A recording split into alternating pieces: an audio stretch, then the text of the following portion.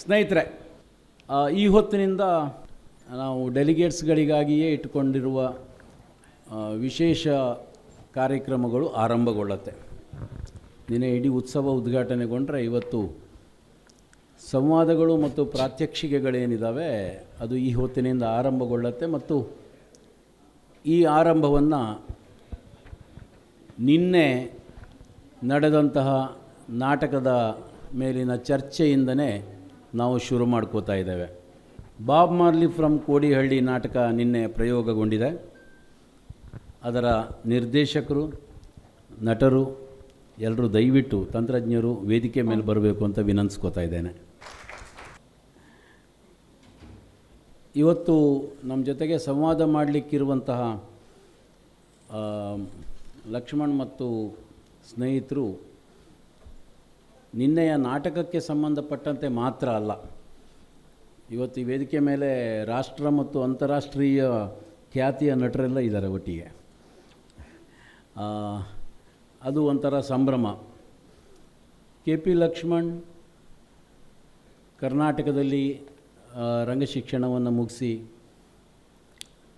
ಹಾಗೆ ಸಿಂಗಪುರದಲ್ಲಿ ವಿಶೇಷ ಅಧ್ಯಯನ ಮಾಡಿ ಜಗತ್ತಿನ ಬೇರೆ ಬೇರೆ ದೇಶಗಳಲ್ಲಿ ನಟನಾಗಿ, ನಿರ್ದೇಶಕನಾಗಿ ಈಗಾಗಲೇ ಬಹು ಮಹತ್ವದ ಕೆಲಸಗಳನ್ನು ಮಾಡಿದ್ದಾರೆ. ಅವರು ನಿನ್ನೆಯ ನಾಟಕವನ್ನು ನಿರ್ದೇಶಿಸಿದ್ದಾರೆ ಮತ್ತು ನಿನ್ನೆಯ ನಾಟಕದ ರಚನೆ ಕೂಡ ಅವರದೇ. ಹಾಗಾಗಿ ಅವರು ನಮ್ಮ ಜೊತೆಗೆ ಇರೋದು ನಮಗೆ ಭಾಳ ಸಂತೋಷ. ನಿಮ್ಮೆಲ್ಲರ ಪರವಾಗಿ ನಾನು ಅವರನ್ನು ತುಂಬು ಪ್ರೀತಿಯಿಂದ ಸ್ವಾಗತಿಸ್ತೇನೆ. ಚಂದ್ರ ಸಹ ಹಾಗೆ. ಚಂದ್ರ ನೀನಾಸಂನಿಂದ ಆರಂಭಿಸಿ ಆದಿಮದಲ್ಲಿ ತಿರುಗಾಡಿ ನಂತರ ಬಹುತೇಕ ದೇಶಗಳಲ್ಲೆಲ್ಲ ತನ್ನ ಅಭಿನಯದ ಪ್ರಯೋಗವನ್ನು ಕಾಣಿಸಿದವರು, ಬೇರೆ ಬೇರೆ ಡೈರೆಕ್ಟರ್ಗಳ ಜೊತೆಗೆ ಕೆಲಸ ಮಾಡಿದವರು. ಹಾಗಾಗಿ ಅವರು ಸಹ ಅಂತಾರಾಷ್ಟ್ರೀಯ ಖ್ಯಾತಿಯವರೇ. ಚಂದ್ರ ನಮ್ಮ ಜೊತೆಗೆ ಇವತ್ತು ಇರೋದು ನಮಗೂ ತುಂಬ ಖುಷಿ ತಂದಿದೆ. ಚಂದ್ರ ಅವರಿಗೆ ಸಹ ನಿಮ್ಮೆಲ್ಲರ ಪರವಾಗಿ ಸ್ವಾಗತ.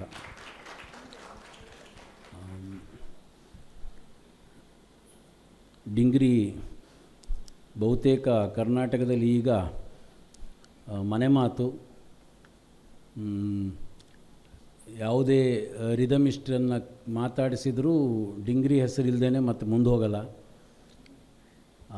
ರಿದಮನ್ನು ದೇಹದಲ್ಲಿ, ತಮಟೆಯಲ್ಲಿ ಮಾತ್ರ ಅಲ್ಲ, ನುಡಿಯಲ್ಲಿ, ಅಭಿನಯದ ಕ್ಷಣದಲ್ಲಿ, ಎಲ್ಲದರಲ್ಲಿಯೂ ಭಾಳ ಅದ್ಭುತವಾಗಿ ಅಭಿವ್ಯಕ್ತಿಸ್ತಾ ನಮ್ಮ ನಡುವೆ ಭಾಳ ಮುಖ್ಯವಾದಂಥ ಕಲಾವಿದನಾಗಿ ರೂಪುಗೊಳ್ತಾ ಇದ್ದಾರೆ. ಭರತ್ಗೆ ತುಂಬ ಪ್ರೀತಿಯ ಸ್ವಾಗತ. ಶ್ವೇತಾ ರಾಣಿ ಅವರು ನೀನಾಸಂ ಪದವಿಯನ್ನು ಮುಗಿಸಿದ ನಂತರ ದೆಹಲಿಯ ರಾಷ್ಟ್ರೀಯ ಶಾಲೆಯಲ್ಲಿ NSDಯಲ್ಲಿ ವಿಶೇಷ ಅಧ್ಯಯನವನ್ನು ಮಾಡಿ ಈಗ ಕರ್ನಾಟಕದಲ್ಲಿ ಬಹಳ ಮುಖ್ಯವಾದಂತಹ ನಿರ್ದೇಶಕರಾಗಿಯೂ ನಮ್ಮ ಮುಂದೆ ಹೆಸರು ಮಾಡಿದ್ದಾರೆ. ಶ್ವೇತಾರಾಣಿಯವರಿಗೂ ನಿಮ್ಮೆಲ್ಲರ ಪರವಾಗಿ ಸ್ವಾಗತವನ್ನು ಕೋರ್ತೇನೆ. ನಾವು ಹೀಗೆ ಮಾಡೋಣ. ಆರಂಭದ ಕೆಲವು ಮಾತುಗಳನ್ನು ನಿರ್ದೇಶಕರು, ನಟರು ಯಾರಾದರೂ ಆಡಲಿ. ಅವರ ಪೀಠಿಕೆಯ ಮಾತುಗಳ ನಂತರದಲ್ಲಿ ನೀವು ಅವ್ರ ಜೊತೆಗೆ ಪ್ರತಿಸ್ಪಂದನೆಯ ಮಾತುಗಳನ್ನು ಆಡ್ಬೋದು. ಆಗ್ಬೋದಾ? Okay, over to Lakshman. ಎಲ್ರಿಗೂ ಗುಡ್ ಮಾರ್ನಿಂಗ್. ನಾಟಕ ಕಂಪ್ಲೀಟ್ ಆಗೋದೇ ಪ್ರೇಕ್ಷಕರಿಂದ. ಅಂದರೆ ಬರೀತಾರೆ, ಅಭಿನಯಿಸ್ತೀವಿ, ಆಮೇಲೆ ನಾಟಕ ಅದು ಕಂಪ್ಲೀಟ್ ಆಗೋದೇ ಪ್ರೇಕ್ಷಕರಿಂದ. ಒಂದು ಪ್ರೋಸೆಸ್ಸು, ಆಮೇಲೆ ಅದು ಬೆಳೀತಾ ಹೋಗುತ್ತೆ. ಸೊ ನೆನ್ನೆ ನಮಗೆ ನಮ್ಮ ನಾಟಕನ ನೀವು ಕಂಪ್ಲೀಟ್ ಮಾಡಿಕೊಟ್ರಿ ನಮಗೆ, ಅದಕ್ಕೆ ಥ್ಯಾಂಕ್ಸ್. ಅಂದರೆ ಅದು ಪ್ರೇಕ್ಷಕರ ಜೊತೆಗೆ ಹೆಂಗೆ ಒಂದು ಸಂವಾದ ನಡೆಸುತ್ತೆ ಅನ್ನೋದನ್ನು ನಮಗೂ ತಿಳ್ಕೊಳ್ಳೋ ಕುತೂಹಲ ಇದೆ. ನಾವೇನೇ ಮಾಡ್ತಿದ್ರು ಒಂದು ಇಮ್ಯಾಜಿನರಿ ಆಡಿಯನ್ಸ್ನ ಇಟ್ಕೊಂಡು ಮಾಡ್ತಿರ್ತೀವಿ, ಮತ್ತು ನಮಗೆ ಬೇಕಾದವ್ರ ಜೊತೆ ಏನು ಕಮ್ಯುನಿಕೇಟ್ ಮಾಡಬೇಕು ಅಂತ ಮಾಡ್ತಿರ್ತೀವಿ. ಸೊ ಆ ಕಾರಣಕ್ಕೆ ನಮಗೂ ಈ ಪ್ರೋಸೆಸ್ಸು ಕೂಡ ಒಂದು ಲರ್ನಿಂಗ್ ಪ್ರೋಸೆಸ್ಸು. ನೀವು ಏನು ಬೇಕಾದರೂ ಕೇಳಬಹುದು, ಎಂಥ ಕ್ರಿಟಿಕಲ್ ಕ್ವಶನ್ಸು ಆಗಬಹುದು, ಅಪ್ರಿಸಿಯೇಷನು ಆಗಬಹುದು. ಯಾಕೆಂದರೆ ಈ ಶಿಬಿರ ಆಗ್ತಿರೋದು ಕೂಡ ಅಂದರೆ ಈ ಫೆಸ್ಟಿವಲ್ ಆಗ್ತಿರೋದು ಕೂಡ ಒಂದು ರಂಗಭೂಮಿ ಕಲಿಯೋರಿಗೆ ಮತ್ತು ರಂಗಭೂಮಿ ಒಂದು ಸಮುದಾಯದ ಜೊತೆಗೆ ಒಡನಾಟ ಹೆಂಗೆ ನಡೆಸುತ್ತೆ ಅನ್ನೋದು ಆಗಿರೋದ್ರಿಂದ ನಾವೆಲ್ಲರೂ ಸೇರಿ ಕಲಿಬೋದು ಈ ಪ್ರೋಸೆಸ್ನಲ್ಲಿ ಅಂತ ಅಂದ್ಕೊಂಡಿದ್ದೀನಿ. ಇದಿಷ್ಟೇ. ಅದು ಬಿಟ್ಟರೆ ನಾಟಕಕ್ಕೆ ಒಂದು ಕಾಂಟೆಕ್ಸ್ಟ್ ಕೊಡೋದಾದರೆ, ಇದು ನೇಹದ ನೇಯ್ಗೆ ಅಂತ ಫೆಸ್ಟಿವಲ್ನ ಹೆಸರು. ಅದನ್ನು ಇದರಲ್ಲೇ ಬರೆದಿದ್ದಾರೆ ಅದರ ಇಂಟ್ರಡಕ್ಷನ್ನಲ್ಲಿ. ಇದು ಸಂವಿಧಾನದ ಫ್ರಟರ್ನಿಟಿ, ಮೈತ್ರಿ ಪದದ ಮೂಲ, ಅಲ್ಲಿಂದ ನೇಹ ಬಂದು ಅದನ್ನು ತಗೊಂಡಿದ್ದು ಅಂತ. ನನ್ನ ಪ್ರಕಾರ ನಾವು ಕಟ್ಟಿರೋ ನಾಟಕ ಈ ನೇಹವನ್ನು ಪಡೆದುಕೊಳ್ಳೋದಕ್ಕೆ, ನಾವು ಮೈತ್ರಿಯನ್ನು ಮಾಡಿಕೊಳ್ಳೋದಕ್ಕೆ ಇರುವ ಅಡೆತಡೆಗಳಿದಾವಲ್ಲ, ಒಬ್ಬರೊಬ್ಬರ ನಡುವೆ ಇರುವ ಅಡೆತಡೆಗಳು, ಆ ಅಡೆತಡೆಗಳಲ್ಲಿ ಗುರುತುಗಳು ಒಂದು ನಮ್ಮ ಗುರುತುಗಳು. ನಾವೇನೇ ಕರ್ಕೋಬೋದು ನಮ್ಮನ್ನು, ಅಥವಾ ಬೇರೆಯವ್ರು ನಮ್ಮನ್ನು ಏನು ಬೇಕಾದರೂ ಕರಿಬೋದು. ಈ ಕಾಂಟೆಕ್ಸ್ಟಲ್ಲಿ ನಾಟಕ ಸೆಟ್ ಆಗಿದೆ ಅಂತ ನನ್ನಿದು. ನಾವು ನಿಜವಾಗಲೂ ಈ ನೆಲದಲ್ಲಿ ಮೈತ್ರಿ ಬೆಳೆಯೋದಕ್ಕಿರುವ ಅಡೆತಡೆಗಳು ಏನು ಅಂತ ಗುರುತಿಸ್ಕೊಳ್ಳೋಕ್ಕೆ, ಅದರ ನಿವಾರಣೆ ಇನ್ನೊಂದು ಬೇರೆ ರೀತಿತ್ತು. ಅದನ್ನು ಆರ್ಟಿಸ್ಟಿಕ್ಕಾಗಿ ಅಥವಾ ಪೊಲಿಟಿಕಲಾಗಿ ಹೆಂಗೆ ಮಾಡಬಹುದು ಅನ್ನೋದನ್ನ ಇದು ಮಾಡಿತ್ತು. ಮತ್ತು ಇನ್ನೊಂದು, ಈ ನಾಟಕದ ರಚನೆ ಆದರೆ ಈ ನಾಟಕಕ್ಕೆ ಬೇರೆ ಬೇರೆ ಇನ್ಫ್ಲೂಯೆನ್ಸ್ಗಳಿದ್ದಾವೆ ಕತೆಗಳಿಂದಾಗಿ. ಬಾಬ್ ಮಾರ್ಲಿಯ ಮ್ಯೂಸಿಕ್ಕು, ಅವನ ಹಾಡುಗಳು, ಮತ್ತು ಚಂದ್ರು ಒಂದು ಕತೆ ಬರೆದಿದ್ರು, ಆ ಕಥೆಯ ಒಂದು ಭಾಗ. ಆಮೇಲೆ ಎನ್ ಕೆ ಹನುಮಂತ ಅವ್ರ ಪದ್ಯಗಳು. ಮತ್ತು ಅದ್ರ ಜೊತೆಗೆ ನೀವು ರೆಕಾರ್ಡಿಂಗಲ್ಲಿ ಕೇಳೋದು ಅಂಬೇಡ್ಕರ್ ಅವರ ವೆಯ್ಟಿಂಗ್ ಫಾರ್ ವೀಸಾದ ಟೆಕ್ಸ್ಟು, ಮತ್ತು ರೋಹಿತ್ ವೇಮುಲಾನ ಸೂಸೈಡ್ ನೋಟ್, ಅವನ ಲಾಸ್ಟ್ ಲೆಟರ್. ಇದಿಷ್ಟು ಇದೆ. ಸೊ ಯಾರು ಬೇಕಾದರೂ ಏನು ಬೇಕಾದರೂ ಕೇಳಬಹುದು. ನಾವು ಅದನ್ನು ಆನ್ಸರ್ ಅಂತಲ್ಲ, ವಿಲ್ ಟಾಕ್. ಅದನ್ನು ಬೇರೆಯವರು ಕೂಡ ಅದಕ್ಕೆ ಮಾತಾಡೋದಿದ್ರೆ ಸೇರಿಸ್ಬೋದು, ನಾವೇ ಮಾತಾಡಬೇಕು ಅಂತೇನಿಲ್ಲ. ಸರ್ ನಮಸ್ತೆ, ನನ್ನ ಹೆಸರು ಅಭಿಷೇಕ್ ಎಸ್ ಅಂತ. ನಿನ್ನೆ ನಾಟಕ ನೋಡಿದೆ, ತುಂಬ ಅದ್ಭುತವಾಗಿ ಬಂತು. ನಿನ್ನೆ ನಾಟಕದಲ್ಲಿ ಬೀಫು ತಿನ್ನೋದು ಸ್ವಲ್ಪ ನನಗೆ ಯಾಕೋ ತಪ್ಪು ಅನ್ನಿಸ್ತು. ಈ ಕ್ವಶನ್ ಕೇಳಬೇಕೋ ಬೇಡೋ ಅಂತ ಗೊಂದಲದ ಕನ್ಫ್ಯೂಷನಲ್ಲೇ ಇದ್ದೆ. ಕೇಳಿದರೆ ತಪ್ಪಾಗುತ್ತೇನೋ ಅಂತ ಅಂದ್ಕೊಂಡೆ, ಆದರೂ ಕೇಳಬೇಕನ್ನಿಸ್ತು, ತಿಳ್ಕೊಳ್ಳಿಕ್ಕಿದೆ ನಾನು ಅದ್ರ ಬಗ್ಗೆ. ಸೊ ಅದು ಬೀಫು ಮಟನ್ನಿಂದು ಆ ಪೊಯಮ್ ಬರುತ್ತಲ್ಲ, ಅದು ತೋರಿಸಿದ್ರಿಂದ ಜನಗಳಿಗೆ ಅದು ಇನ್ಸ್ಪೈರ್ ಆಗುತ್ತೇನೋ ತಿನ್ನಲಿಕ್ಕೆ. ಈಗ ಅವರು ಕೆಲವೊಬ್ಬರು ತಿನ್ನಬೇಕೋ ಬೇಡೋ ಅನ್ನೋ ಗೊಂದಲದಲ್ಲಿ ಇರ್ತಾರೆ. ಅದನ್ನ ನೋಡಿದ ತಕ್ಷಣ ಎಲ್ಲ ಸರಿ ಇದೆ, ತಿನ್ಬೋದೇನೋ ಬಿಡು ಅಂತ ಅಂದ್ಕೊಂಡು ತಿನ್ಬಿಡ್ತಾರೆ ಅನಿಸುತ್ತೆ. ಅದು ಗೋಮಾತೆನ ನಾವು ತಾಯಿ ಸ್ಥಾನದಲ್ಲಿ ನೋಡ್ತೀವಲ್ಲ, ಸೊ ಗೋಮಾತೆನ ತಿನ್ನೋದು ನನ್ನ ಪ್ರಕಾರ ತಪ್ಪು ಅಂತ ನಾನು ಅಂದ್ಕೊಂಡಿದ್ದೀನಿ. ಅದು ಸ್ವಲ್ಪ ನನಗೆ ತಪ್ಪನ್ನಿಸ್ತು. ಹಂಗಾಗಿ ಅದ್ರ ಬಗ್ಗೆ ನೀವೇನಾದರೂ ಹೇಳ್ತೀರೇನೋ ಅಂತ. ನನಗೇನು ಯಾವತ್ತೂ ತಪ್ಪು ಅನಿಸಿಲ್ಲ. ನಮ್ಮ ಮನೇಲಿ ಫಸ್ಟಿಂದ ನಮ್ಮಪ್ಪ ಎಲ್ಲ ಊರಲ್ಲಿ ಯಾರೋ ದನ ಸತ್ತರೆ ನಮ್ಮಪ್ಪ ಹೋಗಿ ಕುಯ್ತಿದ್ರು, ನಮ್ಮ ಅಜ್ಜ ಕುಯ್ತಿದ್ರು, ನಾವು ತಿಂತಿದ್ದು. ನನಗೆ ಈಗೇನು ನನಗೇನು ತಪ್ಪು ಅನಿಸಿಲ್ಲ. ಈಗಲೂ ನಮ್ಮ ಆಹಾರ ಪದ್ಧತಿ ನಾವು ತಿಂತೀವಿ, ಅಥವಾ ಅದನ್ನು ಯಾರೋ ತಿನ್ನಬೇಕು ಅಂತ ನಾವೇನು ಫೋರ್ಸ್ ಮಾಡ್ತಿಲ್ಲ. ಆಮೇಲೆ ಎನ್ ಕೆ ಪದ್ಯ ಪದ್ಯ ಬರೆದಿದ್ದಾರೆ, ಬಳಸಿದ್ದೀವಿ. ಅದು ತಪ್ಪು ಅಂತ ಏನು ನನಗೇನು ಅನಿಸಿಲ್ಲ. ನಿಮಗೇನು ಅನ್ನಿಸ್ತೋ ಗೊತ್ತಿಲ್ಲ, ನನಗೆ ಯಾವತ್ತೂ ತಪ್ಪು ಅನಿಸಿಲ್ಲ. ಅದರಲ್ಲೇ ಆಗಲಿ, ಮಾಂಸ ಬೀಫ್, ಕರುವಿನ ಮಾಂಸ ಹಸಿ ತಿನ್ನುವ ಪ್ರಸ್ತಾಪ ಇತ್ತೋ ಇಲ್ವೋ? ನಿಮ್ಮ ಅಭಿಪ್ರಾಯ ಹೇಳಿ. ಇತ್ತೋ ಇಲ್ವೋ? ಓಕೆ, ಬಹುಶಃ ನಿಮಗೆ ಗೊತ್ತಿರಲಿಕ್ಕಿಲ್ಲ. ಒಂದು, ನಾವು ಯಾವುದನ್ನು ಫೋರ್ಸ್ ಮಾಡೋದಲ್ಲ. ಒಂದು ಚಂದ್ರು ಹೇಳ್ದಂಗೆ ನನಗೆ ಮತ್ತು ಈ ತಂಡಕ್ಕೆ ಅದನ್ನು ಹೇಳ್ತಿರೋರಿಗೆ ಬೀಫ್ ಅಥವಾ ಗೋಮಾತೆ ಅಲ್ಲ ಒಂದು.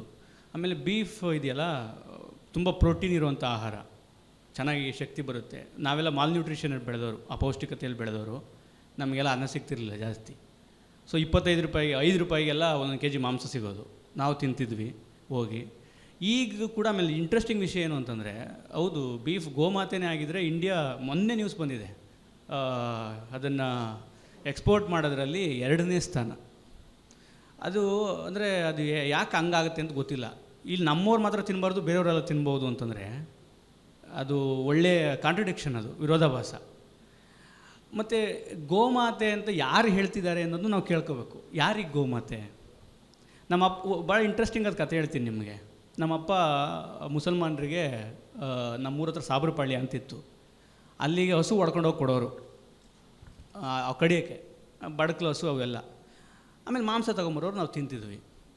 ಅದೇ ನಮ್ಮಪ್ಪ ಈ ಒನಕೆ ಬಂಡಿ ಬರುತ್ತಲ್ಲ, ಒನಕೆ ಬಂಡಿ ಸಹಸ್ರಪಾದ, ಆ ಪಾದದ ಅದನ್ನು ಸುಟ್ಟು ಅದಕ್ಕೆ ಎಣ್ಣೆ ಹಾಕಿ ಔಷಧಿ ಮಾಡಿ ಈ ಹಸುಗಳು ಅಥವಾ ಎತ್ತುಗಳು ನೊಗ ಒತ್ತಾಗ ಇಲ್ಲಿ ಗಾಯ ಆಗುತ್ತೆ, ಆ ಗಾಯಕ್ಕೆ ಮುಲಾಮು ಹಚ್ತಿದ್ರು. ಅವರಿಗೆ ಅದನ್ನು ಚೆನ್ನಾಗಿ ನೋಡ್ಕೊಳ್ಳೋಕ್ಕೂ ಬರ್ತಿತ್ತು. ಅದೊಂದು ಸ್ಪೆಷಲ್ ವಿಷಯ, ವಿಶೇಷವಾದ ವಿಷಯ ಆಗಿರಲಿಲ್ಲ. ಗೋಮಾತೆ ಅಂತೇಳಿ ನಾವು ಅದನ್ನು ಬೀದಿಗೆ ಬಿಡೋದಕ್ಕಿಂತ ಅದರ ಎಲ್ಲ ಇದನ್ನು ತೊಗೊಂಡು ಅದೊಂದು ಆಹಾರವಾಗಿ ಗಮನಿಸೋದ್ರಲ್ಲಿ ನನಗೇನು ತಪ್ಪಿದೆ ಅಂತ ಅನಿಸ್ಲಿಲ್ಲ. ನಿಮ್ಮ ಪ್ರಶ್ನೆ ಸರಿ, ಯಾಕೆಂದರೆ ಈ ಇದು ಇರ್ತದೆ. ಆಮೇಲೆ ನಮಗೆ ಅವರು ಸರ್ ಹೇಳ್ದಂಗೆ ವೇದನೂ ಗೊತ್ತಿರಲ್ಲ, ಏನೂ ಗೊತ್ತಿರಲ್ಲ. ನಾವು ತುಂಬ ಪ್ರಾಕ್ಟಿಕಲಾಗಿ ಯೋಚನೆ ಮಾಡಿದ್ರೆ ಅಂಥದಕ್ಕೆಲ್ಲ ಆನ್ಸರ್ ಸಿಗುತ್ತೆ ಅಂತ ಅನಿಸುತ್ತೆ. ಮಾಂಸ, ಎಲ್ಲ ಮಾಂಸಗಳನ್ನು ಎಲ್ಲರೂ ತಿಂತಾಯಿದ್ರು, ಇದು ನಿಜ. ಬೇಕಾದರೆ ವೇದಗಳನ್ನು ಇದನ್ನು ಒಮ್ಮೆ ಓದಿ, ರಾಮಾಯಣವನ್ನು ಓದಿ ಅಷ್ಟೇ. ಇವರು ಹೇಳ್ದಂಗೆ ಈ ತಿನ್ನೋದಿದೆಯಲ್ಲ, ಇದು ಒಂದು ಪದ್ಧತಿ ಅಥವಾ ಶೈಲಿ ಅಷ್ಟೇ. ಅವ್ರವ್ರಿಗೆ ಬೇಕಾದದನ್ನು ಅವ್ರವ್ರು ತಿಂತಾರೆ, ಬೇಡ ಅನ್ನಕ್ಕೆ ನಾವು ಯಾರು? ಆಮೇಲೆ ಈ ಗೋಮಾತೆ ಇದೆಲ್ಲ ಇತ್ತೀಚೆಗೆ ಈ ನಂತರದ ವರ್ಷಗಳಲ್ಲಿ ಹುಟ್ಕೊಂಡಿರ್ತೀವಿ. ಇದೇ ಪೂಜೆ ಮಾಡ್ತಿದ್ರು, ಅದೆಲ್ಲ ಹೌದು. ಅದೇ ಪೂಜೆ ಮಾಡೋ ಗೋರನ್ನ ಅದು ಸಾಯತ್ತೆ ಅನ್ನುವಾಗ ಕಡಿದು ತಿಂತಾ ಇದ್ದಿದ್ದು ಲಕ್ಷಣ ವಿಷಯಗಳು ನಾವು ಸುಮಾರು ಕೇಳಿದ್ದೀವಿ. ಆಮೇಲೆ ಈ ಹಳ್ಳಿಗಳಲ್ಲಿ ಬಲಿ ಕೊಡ್ತಾಯಿದ್ರು. ಯಾವುದನ್ನು ಬಲಿ ಕೊಡ್ತಾ ಇರ್ತಿದ್ದು? ಕೋಣ, ಹಸು, ಎಮ್ಮೆ ಇಂಥದ್ದೇ. ಅದನ್ನು ಏನು ಮಾಡ್ತಾಯಿದ್ರು? ಬಲಿ ಕೊಟ್ಟ ಮೇಲೆ ತಿಂತಾ ಇರಲಿಲ್ವಾ? ಆವಾಗ ಯಾರೂ ಅಬ್ಜೆಕ್ಟ್ ಮಾಡ್ತಿರ್ಲಿಲ್ಲ. ಅವ್ರಿಗೆ ಮಾತ್ರನೇ ಅಂತಲ್ಲ, ಕಳ್ಳತನದಿಂದ ತಿನ್ನೋರು ಈಗಲೂ ತಿಂತಾರೆ, ಕಾಣಿಸೋ ಹಂಗೆ ತಿಂದೇ ಇರ್ಬೋದು ಅಷ್ಟೇ. ಹಾಗಾಗಿ ಈ ಮಾಂಸ ತಿನ್ನಬಾರ್ದು ಅಂತಾಗಲಿ, ಇದನ್ನು ತಿನ್ನಬೇಡ ಅದನ್ನು ತಿನ್ನಬೇಡ ಅಂತ ಹೇಳಕ್ಕೆ ನಾವ್ಯಾರು? ಅವ್ರಿಗೆ ಅಥವಾ ನಮಗೆ ಇಷ್ಟ ಆಗೈತೆ ತಿಂತೀವಿ, ಕಷ್ಟ ಆಗೈತೆ ಬಿಡ್ತೀವಿ. ನೀವೇನೋ ಒಂದಷ್ಟು ವಸ್ತುವನ್ನು ತಿನ್ನೋದು ಬೇಡ ಅಂತ ಬಿಡ್ಬೋದು. ನಿಮ್ಗೆ ಇಷ್ಟ ಆಗದೆ ಇರೋದನ್ನು ನಾವು ತಿನ್ಬೋದು, ನಮ್ಗೆ ಇಷ್ಟ ಆಗದೆ ಇರೋದನ್ನು ನೀವು ತಿನ್ಬೋದು. ಹಾಗಾಗಿ ಆಹಾರ ಪದ್ಧತಿಯನ್ನು ಪ್ರಶ್ನಿಸುವ ಹಕ್ಕು ನನಗೆ ಗೊತ್ತಾದಂಗೆ ಯಾರಿಗೂ ಇಲ್ಲ. Bob Marley from Kodihalli. ಒಬ್ಬ ನಾಟಕವನ್ನು ಆಸ್ವಾದಿಸುವ ಪ್ರೇಕ್ಷಕನಿಗೆ, ನಾಟಕದ ಮೂಲಕ ನೋಡಿ ಖುಷಿ ಪಡ್ಕೊಳ್ಳುವ ಪ್ರೇಕ್ಷಕನಿಗೆ ಈ ನಾಟಕ, ಅದರಲ್ಲಿ ಎಲ್ಲ ಪಾತ್ರಧಾರಿಗಳ ಆಂಗಿಕ ಅಭಿನಯದ ಜೊತೆಗೆ ಸಂಭಾಷಣೆ ಎರಡೂ ಕೂಡ ಅದು ಸರಿಯಾದ ತೂಕದಲ್ಲಿತ್ತು. ಅಂದರೆ ಆಂಗಿಕಕ್ಕೆ ಎಷ್ಟು ಪ್ರಾಶಸ್ತ್ಯ ನೀಡಿದಿರೋ ಹಾಗೆ ಸಂಭಾಷಣೆ ಕೂಡ ಪ್ರಾಶಸ್ತ್ಯ ನೀಡಿದ್ದಾರೆ. ಹಾಗಾಗಿ ನಿರ್ದೇಶಕರಿಗೆ ಅಭಿನಂದನೆಗಳು. ಶ್ರೀಪಾದ್ ಭಟ್ ಸರ್ ಹೇಳ್ದಂಗೆ ಇದನ್ನೊಂದು ಪ್ರತಿಸ್ಪಂದನೆ, ಪ್ರಶ್ನೆ ಅಲ್ಲ. ಈಗ ಬಾಬ್ ಮ್ಯಾರ್ಲಿ ಫ್ರಮ್ ಕೋಡಿಹಳ್ಳಿ, ಈ ನಾಟಕದಲ್ಲಿ ನೀವು ಬಾಬ್ ಮ್ಯಾರ್ಲಿಯ ಹಿನ್ನೆಲೆಯನ್ನು ವಿವರಿಸ್ತೀರ. ಹಾಗೆ ಲೇಡಿಯವರ ಹಿನ್ನೆಲೆಯನ್ನು ನಾಟಕ ತಿರ್ಕೊಳ್ತಾ ಹೋಗುತ್ತೆ. ಆದರೆ ಬಾಬ್ ಮ್ಯಾರ್ಲಿ ಹಾಗೂ ಲೇಡಿ ಅವರ ಜೊತೆಗೆ ಇರುವಂತಹ ಸ್ನೇಹಿತನ ಹಿನ್ನೆಲೆಗೆ ನೀವು ಯಾಕೆ ಅಷ್ಟೊಂದು ಬೆಳಕು ಚೆಲ್ಲಿಲ್ಲ ಅನ್ನೋದು ಒಂದು. ಆಮೇಲೆ ನೀವು ಬಾಬ್ ಮ್ಯಾರ್ಲಿ, ಈ ನಾಟಕದ ಕೊನೆಯಲ್ಲಿ ಬಾಬ್ ಮ್ಯಾರ್ಲಿ ಅವರು ಒಂದು ಹಾಡು ಹಾಡ್ತಾರೆ. ಅಂದರೆ ಅದು ಆ ಹಾಡಿನ ಅರ್ಥ ಒಟ್ಟಿನಲ್ಲಿ ಜನಗಳನ್ನು ಮೇಲು ಕೀಳು ಆಗಿ ನೋಡುವುದು ಎಲ್ಲಿ ತನಕ ಇರುತ್ತೋ ಅಲ್ಲಿ ತನಕ ಸಂಘರ್ಷ ನಿಲ್ಲೋದಿಲ್ಲ ಅನ್ನೋ ತಾತ್ಪರ್ಯ ಕೊಡುತ್ತೆ. ಈ ಹಾಡು ಯೋಗರಾಜ್ ಭಟ್ ಅವ್ರದ್ದು ಒಂಟಿ ಹೂ ಒಂದು ರೋಡಲ್ಲಿ ಸಿಕ್ತು, ಈ ಒಂದು ಹಾಡಿಗೆ ಒಂದು ಹೋಲಿಕೆಯಾಗಿತ್ತು. ಅಂದರೆ ನಮ್ಮ ಸ್ವಂತಿಕೆಯಿಂದ ಒಂದು ರಾಗದ ಲಯವನ್ನು ತಾವು ಪ್ರೊಜೆಕ್ಟ್ ಮಾಡ್ಬೋದಿತ್ತಲ್ವ ಅಂತ ಒಂದು. ಆಮೇಲೆ ಅವ್ರ ಹೆಸರು ಅಭಿಷೇಕ್. ಅವರು ಒಂದು ಪ್ರಶ್ನೆ ಕೇಳಿದರು ನಿಮ್ಮಲ್ಲಿ, ಬಹುಶಃ ಇದು ನೀವು ಎಕ್ಸ್ಪೆಕ್ಟ್ ಮಾಡಿದಂಥ ಕ್ವಶನ್ನೇ. ಸೊ ಈ ನಾಟಕದ ತಾತ್ಪರ್ಯ ಅಂದರೆ ಮೇಲು ಕೀಳು ಎಲ್ಲಿ ತನಕ ಇರುತ್ತೋ ಸಂಘರ್ಷ ಆಗ್ತಾ ಇರುತ್ತೆ. ಇದಕ್ಕೆ ಈ ನಾಟಕ ಒಂದು ಮಟ್ಟದಲ್ಲಿ ಆಗಿ ಯಾವ ರೀತಿ ಒಂದು ಉತ್ತರ ಅಂದರೆ ನೀಡೋ ಥರ ಇತ್ತು ಅಂದರೆ, ಬೀಫ್ ತಿಂದರೆ ಈ ಸಂಘರ್ಷ ಕೊನೆಯಾಗಿಬಿಡತ್ತೆ ಅನ್ನೋ ಒಂದು ಸ್ವಲ್ಪ ಪ್ರೇಕ್ಷಕನಿಗೆ, ನನಗೆ ಆ ರೀತಿಯಾಗಿ ಅನಿಸಿಕೆ ಉಂಟು ಮಾಡ್ತು. ಆಮೇಲೆ ನಾನು ವಿರೋಧಿಸ್ತಾ ಇಲ್ಲ, ನಾನು ಕೂಡ ಬೀಫ್ ತಿಂತೇನೆ, ನಾನು ವಿರೋಧಿಸ್ತಾ ಇಲ್ಲ. ಸೊ ಆ ರೀತಿಯಾದ ಅನಿಸಿಕೆಯನ್ನು ಉಂಟು ಮಾಡ್ತು. ಸಾಮಾನ್ಯವಾಗಿ ಈಗ ನಾವು ಒಂದು ಲೆಫ್ಟ್ ವಿಂಗಲ್ಲಿ ನೋಡ್ತಾ ಇದ್ದರೆ, ನಾನು ವಾರ್ತಾಭಾರತಿ ಪತ್ರಿಕೆಯಲ್ಲಿ ಉಪಸಂಪಾದಕನಾಗಿ ಕೆಲಸ ಮಾಡಿದ್ದು ಇದೆ, BM ರಶೀದ್ ಸರ್ ಅವರ ಕೈ ಕೆಳಗಡೆ. ಸೊ ನನ್ನ ಒಂದು ಯುವಕತನದ ಸ್ಪಿರಿಟಲ್ಲಿ ನಾನು ಅವರಲ್ಲಿ ಹೇಳಿದ್ದೆ ಏನು ಅಂತ ಹೇಳಿದರೆ, ಸರ್ ನಾನು ಬೀಫ್ ತಿಂತೀನಿ ಸರ್, ನಾನೊಂದು ಸಮುದಾಯದಿಂದ ಬಂದು ನಾನ್ ವೆಜ್ ಕೂಡ ತಿಂತೀನಿ, ಆದರೆ ನನ್ನ ಸಮುದಾಯದವರು ತಿನ್ನೋದಿಲ್ಲ. ನೋಡಿ ಸರ್, ನಾನು ಲೆಫ್ಟಿಸ್ಟ್ ಧೋರಣೆಗಳನ್ನು ಹೊಂದ್ಕೊಂಡಿದ್ದೀನಿ ಅಂತ. ಅದಕ್ಕೆ ಅವರು ಹೇಳಿದರು, ನೀವು ಬೀಫ್ ತಿಂದರೆ, ನೀವು ಕುಡಿದ್ರೆ, ನೀವು ಸಿಗರೇಟ್ ಸ್ಮೋಕ್ ಮಾಡಿದರೆ ಲೆಫ್ಟಿಸ್ಟ್ ಆಗಿಬಿಡ್ತೀರಾ. ಅದಲ್ಲ, ಇದು ಅವರ ಉತ್ತರ ಆಗಿತ್ತು. ಅದಲ್ಲ ಅಂದರೆ ನಾವು ಶಿಕ್ಷಣದಲ್ಲಿ ಮುಂದುವರಿಬೇಕು. ಈ ರೀತಿ ಆಹಾರದಲ್ಲಿ ಪ್ರಶ್ನೆ ಇಲ್ಲ, ಆದರೆ ಈ ನಾಟಕ ಕೊನೆಯ ತಾತ್ಪರ್ಯ ಆ ರೀತಿಯಾಗಿತ್ತು. ಮತ್ತು ಇನ್ನೂ ನಾನು ಹೇಳ್ದು, ನೀವು ನಿಜವಾಗ್ಲೂ ವೇದಿಕೆಯಲ್ಲೇ ಬೀಫ್ ಕಬಾಬ್ ತಂದು ತಿಂದರೆ ಭಾಳ ಚೆನ್ನಾಗಿತ್ತು ಅಂತ. ಅದನ್ನು ಅಭಿನಯದ ಮೂಲಕ ಅಲ್ಲ, ನಿಜವಾಗ್ಲೂ ಕಬಾಬ್ ಬೀಫ್ ಪೀಸ್ ತಂದು ತಿಂದರೆ ಅದು ಎಲ್ರಿಗೂ ಉತ್ತರ ಆಗ್ತಾಯಿತ್ತು ಅಂತ ಅಷ್ಟೇ. Thank you. ಖಂಡಿತ ಬೀಫ್ ತಿನ್ನೋದು ಲೆಫ್ಟಿಸ್ಟ್ ಅಲ್ಲ. ಆಮೇಲೆ ನಾನು ಅದನ್ನು ಹೇಳೋಕ್ಕೂ ಹೊರಟಿಲ್ಲ. ಆಮೇಲೆ ನೋಡಿ, ಇಂಟ್ರೆಸ್ಟಿಂಗ್ ಇದು ನಾಟಕ. ಈ 3 ಜನರ ಬಗ್ಗೆ ಇದೆ, ಅದು ನಮ್ಮನ್ನು ಬಾದರ್ ಮಾಡಿರೋದು beef. There is something in it. ನಮ್ಮನ್ನು ಯಾಕೆ ಅದೇ ಕೆಣಕುತ್ತೆ? ಇಷ್ಟು 3 ಜನ ನಮಗೆ ಮನೆ ಸಿಗ್ತಿಲ್ಲ, ನಮ್ಮ ಜೀವನ ಹಾಳಾಗಿದೆ ಅಂತ ಒದ್ದಾಡ್ತಿದ್ದಾರೆ, ನಮಗೆ ತೊಂದರೆ ಕೊಡ್ತಿರೋದು ಬೀಫು. ಅದು ಸಮಸ್ಯೆ. ಆಮೇಲೆ ಇದೆಲ್ಲವೂ ಅಡೆತಡೆ. ಆಮೇಲೆ ಅದು ಅದು ಕೊನೆ ಹಾಡು ನೀವು ಹೇಳಿದ್ರಲ್ಲ, ಯೋಗರಾಜ್ ಭಟ್ದಲ್ಲ, ಬಾಬ್ ಮಾರ್ಲಿದೇ ಟ್ಯೂನು, ಅಲ್ಲಿಂದನೇ ಕದ್ದಿರೋದು ನಾವು. ಮೊದಲು ಹಾಕಿದ್ದೆ ಅದೇ ಹಾಡನ್ನು ನಾನು ಇಂಗ್ಲೀಷಲ್ಲಿ. Until the philosophy says one race is superior, another race is inferior. ಅಲ್ಲಿ ತನಕ ಸಂಘರ್ಷ ವಾರ್ ಇರುತ್ತೆ ಅಂತ. ಅದು ಯೋಗರಾಜ್ ಭಟ್ಟದಲ್ಲ, ಅದೇ ಹಾಡು.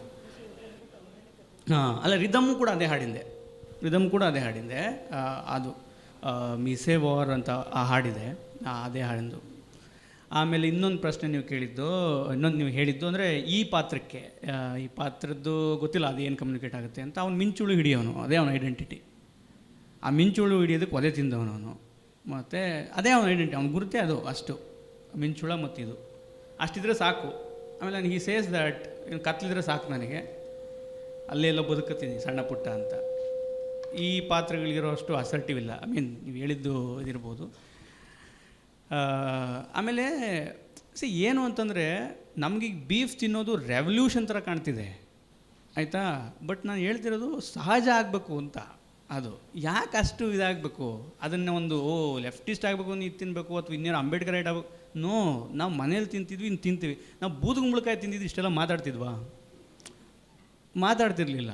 ಅಲ್ಲಿ ಪೊಂಗಲ್ ತಿಂದರೆ ಇಷ್ಟು ಮಾತಾಡ್ತಿರ್ಲಿಲ್ಲ. ಅದನ್ನು ಬೀಫ್ ಬಂದ ತಕ್ಷಣ ತಲೆಯೆಲ್ಲ ಹಿಂಗೆ ಆಗ್ಬಿಡುತ್ತೆ. ಯಾಕೆ? ಅದನ್ನು ತಿನ್ನೋರು ನಮ್ಮವ್ರಲ್ಲ ಅಂತ ಇರುತ್ತೆ. ಅಲ್ಲಿ ನೇಹದ ನೇಗಿಗೆ ಹೊಡೆತ ಬೀಳುತ್ತೆ, ನಾವು ಬೆಸಿಬೇಕು ಅಂತಿರೋದಕ್ಕೆ. ಅದು problem. We are not trying to assert anything. It is just we are trying to reflect. Hi Lakshman. So the reflection is not about what we eat and what ಅಲ್ಲೇನು ಆಗ್ತಾ ಇದೆ ಆ ಸಂಘರ್ಷ. ನನಗೆ ಒಂದು ಘಟನೆ ನೆನಪಾಗುತ್ತೆ. ನಮ್ಮೂರಲ್ಲಿ ನಾವು ಮನೇಲಿ ಯಾವತ್ತೂ ಕಪ್ಪು ಕಡಿ ಮಾಡಿದವರಲ್ಲ, ಆದರೆ ನಮ್ಮ ಮಾಮ ತಮ್ಮ ಮಕ್ಕಳನ್ನ ಇನ್ನೊಬ್ಬರ ಮನ್ಯಾಗ ತತ್ತಿ ಕುದಿಸಾರ್ಲಿ ಚಿಕನ್ ಮಾಡ್ಯಾರ ಹೋಗಿ ಅಲ್ಲಿ ಕಳಿಸ್ತಿದ್ರು ತಿನ್ನಕ್ಕೆ, ಮತ್ತು ಅವರು ಅಷ್ಟ ಪ್ರೀತಿಯಿಂದ ಕರೆದು ತಿನ್ನಿಸ್ತಿದ್ರು. ಈಗ ಇಲ್ಲೇನಾಗೈತಿ, ಇದು ಅವ್ರವ್ರ ವೈಯಕ್ತಿಕ ಅದ್ರ ಬಗ್ಗೆ. ಮತ್ತು ವೇದ ಉಪನಿಷತ್ತೊಳಗೂ ಇತ್ತು, ಬಲ್ಲಿನ ಕೊಡ್ತಿದ್ರು. ಮತ್ತು ಎಷ್ಟೋ ಜನ ವನವಾಸ ಎಲ್ಲ ಹೋದಾಗ ಅವ್ರಿಗೆ ಇಡೀ ವರ್ಷ ಮಳೆ ಏನೂ ಆಗ್ತಿದ್ದಿಲ್ಲ, ಅವಾಗೆಲ್ಲ ಏನು ತಿಂತಿದ್ರು ಅಂತಂದ್ರೆ ಇದನ್ನ ತಿಂತಿದ್ರು ಭಾಳ. ಅದು ಐತಿ, ಕೆಲವೊಂದು ಇದ್ರೊಳಗೂ ಬಂದೈತಿ.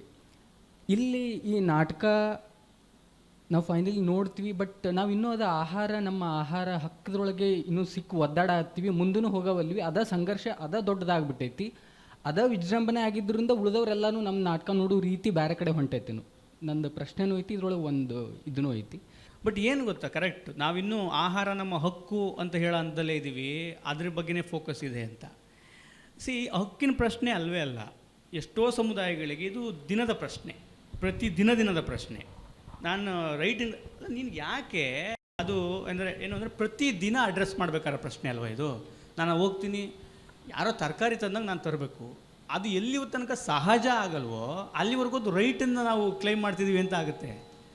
ಯಾಕೆ ಸಹಜ ಆಗ್ತಿಲ್ಲ ಅನ್ನೋದರಲ್ಲಿ ಬರೀ ತಳ ಸಮುದಾಯಗಳ ಮಾಂಸ ತಿನ್ನೋರ ಪ್ರಶ್ನೆ ಇಲ್ಲ, ಯಾರು ತಿನ್ನಲ್ವೋ ಅವ್ರ ಪ್ರಶ್ನೆ ಇದೆ. ಆಮೇಲೆ ಇನ್ನೊಂದು ಏನಾಗುತ್ತೆ ಅಂದರೆ, ಹೆಚ್ಚಿನವರು ಮಾಂಸಾಹಾರ ತಿನ್ನೋದು ಕಲಿತಾರಲ್ಲ, ಅಥವಾ ಬೇರೆ ಅಪ್ಪ ಕಾಸ್ಟ್ನವರು ಅಥವಾ ಯಾರನ್ನ ಅಪ್ಪ ಕಾಸ್ಟ್ ಅಂತ ಕರಿತೀವಿ ನಾವು, ಅದು ಅವ್ರಿಗೆ ಪ್ರೈಡ್ ಆಗುತ್ತೆ. ನಾನೀಗ ಮಾಂಸ ತಿನ್ನೋದು ಕಲ್ತೀನಿ ಅಂತ.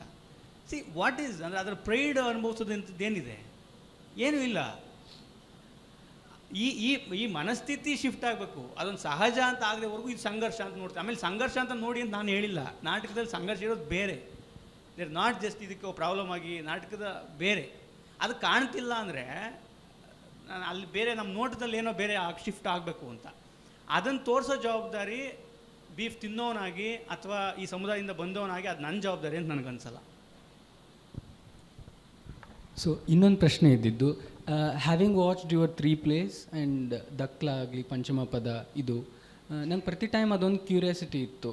ಲಕ್ಷ್ಮಣ್ ಹೆಂಗೆ ಸ್ಕ್ರಿಪ್ಟ್ ಸೆಲೆಕ್ಟ್ ಮಾಡ್ತಾರೆ ಮತ್ತು ಹೆಂಗೆ ಇದು ಮಾಡ್ತಾರೆ? ಯಾಕಂದರೆ ಈಗ ಚಂದ್ರು ಅವ್ರದ್ದು ಒಂದು ಕತೆ ತೊಗೊಂಡ್ರಿ ಮತ್ತು ನಿಮ್ಮದು ಒಂದು ಕತೆ, ನೀವು ಎಲ್ಲ ಇದನ್ನು ವಿನ್ಯಾಸ ಮಾಡುವಾಗ ನೀವು ಇಂಪ್ರೂವೈಸ್ ಮಾಡ್ತಾ ಇದು ಮಾಡ್ತೀರಾ ಅಥವಾ ನೀವು as a role of director ನೀವು ಅದನ್ನು ಹೆಂಗೆ ನಿಭಾಯಿಸ್ತೀರಿ? ಮತ್ತು ನೀವು ಕಟ್ಟೋದು ಒಂಥರ ಬೇರೆಯೇ ಇರುತ್ತೆ.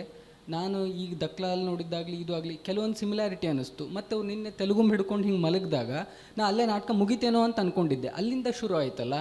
ಮತ್ತು ಅಲ್ಲಿ ತುಂಬ ಸಾಹಿತ್ಯ, ಅವ್ರ ಮಾತು ಅದು ಮೂಮೆಂಟ್ ಇದ್ದಾಗ ನನಗೆ ಮಾತು ನೇರ ಇದ್ದರೆ ನನಗಿನ್ನೂ ಅರ್ಥ ಆಗ್ತಾ ಇತ್ತೇನೋ.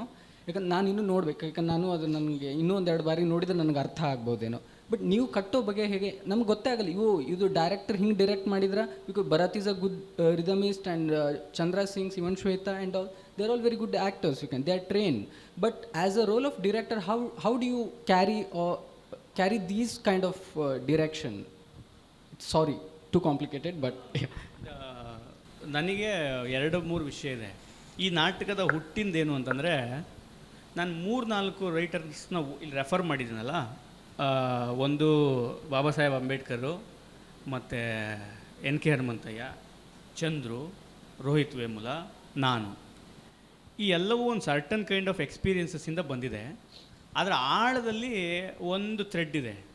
ಆ ಥ್ರೆಡ್ ಏನು ಅಂತಂದರೆ ಅದು ಒಂಟಿತನ, ಭಾಳ ಆಳವಾದ ಒಂಟಿತನ. ಆ ಒಂಟಿತನ ಹೆಂಗೆ ಹುಟ್ಟುತ್ತೆ ಅಂತ ನಾವು ಗಮನಿಸ್ಕೊಂಡ್ರೆ, ಈಗ ಯುರೋಪ್ನಲ್ಲೆಲ್ಲ ಆದರೆ ಅದನ್ನ ಎಕ್ಸಿಸ್ಟೆನ್ಷಿಯಲಿಸಮ್ ಅಂತ ಕರೀತಾರೆ, ಇನ್ನೇನೇನೋ ಹೇಳ್ತಾರೆ. ಆದರೆ ಇಲ್ಲಿ ನಮ್ಮಲ್ಲಿ ಹುಟ್ಟೋದು ಒಂದು ಎಕ್ಸ್ಕ್ಲೂಷನಿಂದ, ನಾವು ದೂರ ಇಟ್ಟು ಇನ್ನೇನೋ ಆಗಿ ಹುಟ್ಟಿರೋ ಒಂದು ಒಂಟಿತನ, ಅನಾಥ ಪ್ರಜ್ಞೆ. ಆ ಅನಾಥ ಪ್ರಜ್ಞೆನ ಎಷ್ಟೋ ಜನ ರೈಟರ್ಸು ಬೇರೆ ಬೇರೆ ರೀತಿ ಡೀಲ್ ಮಾಡಿದ್ದಾರೆ. ನನಗದೊಂದು ಕಾಮನ್ ಥ್ರೆಡ್ಡಾಗಿ ಕಾಣುತ್ತೆ. ಇವ್ರು ಈ ರೀತಿನಲ್ಲಿ ಡೀಲ್ ಮಾಡಿದ್ದಾರೆ. ಇದನ್ನು ಒಂದು ರೂಪಕವಾಗಿ ಕಟ್ಟೋದು ಹೆಂಗೆ ಅಂತ ನಟರ ಜೊತೆ ಕಾನ್ವರ್ಸೇಷನ್ ಮಾಡೋಕ್ಕೆ ಶುರು ಮಾಡಿದಾಗ, ನಾವು ಒಂದಷ್ಟು ಗೇಮ್ಸ್ನ ಆಡ್ತಾ ಇನ್ನೇನೋ ಮಾಡ್ತಾ ಅದು ಮಾಡ್ತಾ ಮಾಡ್ತಾ ಮಾಡ್ತಾ ಮಾಡ್ತಾ ಸೀನನ್ನು ಡಿವೈಸ್ ಮಾಡ್ತಾ ಹೋಗ್ತೀವಿ. ಇಡೀ ಪ್ರೋಸೆಸ್ ಡಿವೈಸಲ್ಲೇ ಆಗಿದ್ದು. ನಾಟಕ ಇಂಪ್ರೂವೈಸ್ ಮಾಡ್ತಿದ್ವಿ, ನಾನು ಮತ್ತೋಗಿ ಬರಿತಿದ್ದೆ, ಬಂದು ಡೈರೆಕ್ಟ್ ಮತ್ತೆ ಶೋ ಇದು ಮಾಡ್ತಿದ್ವಿ, ಸೀನ್ ಮಾಡ್ತಿದ್ವಿ, ಮತ್ತೆ ಒಂದಷ್ಟು ಇಂಪ್ರೂವೈಸ್ ಮಾಡ್ತಿದ್ವಿ, ಮತ್ತು ನಾನು ಮತ್ತೋಗಿ ಬರಿತಿದ್ದೆ. ಹಿಂಗೆ ಎಲ್ಲ ನಾಟಕಗಳಲ್ಲೂ ಆಗಿದೆ. ಇದು ದಕ್ಲಕತ್ತಲ್ಲೂ ಆಗಿದೆ, ವಿ ದ ಪೀಪಲ್ನಲ್ಲೂ ಆಗಿದೆ. ಇದು ಬಹುಶಃ ಅದು ನನ್ನ ಪ್ರೋಸೆಸ್ ಇರ್ಬೋದೇನೋ, ನಾನು ಅದನ್ನು ಡಿಫೈನ್ ಮಾಡ್ಕೊತಿದ್ದೀನಿ.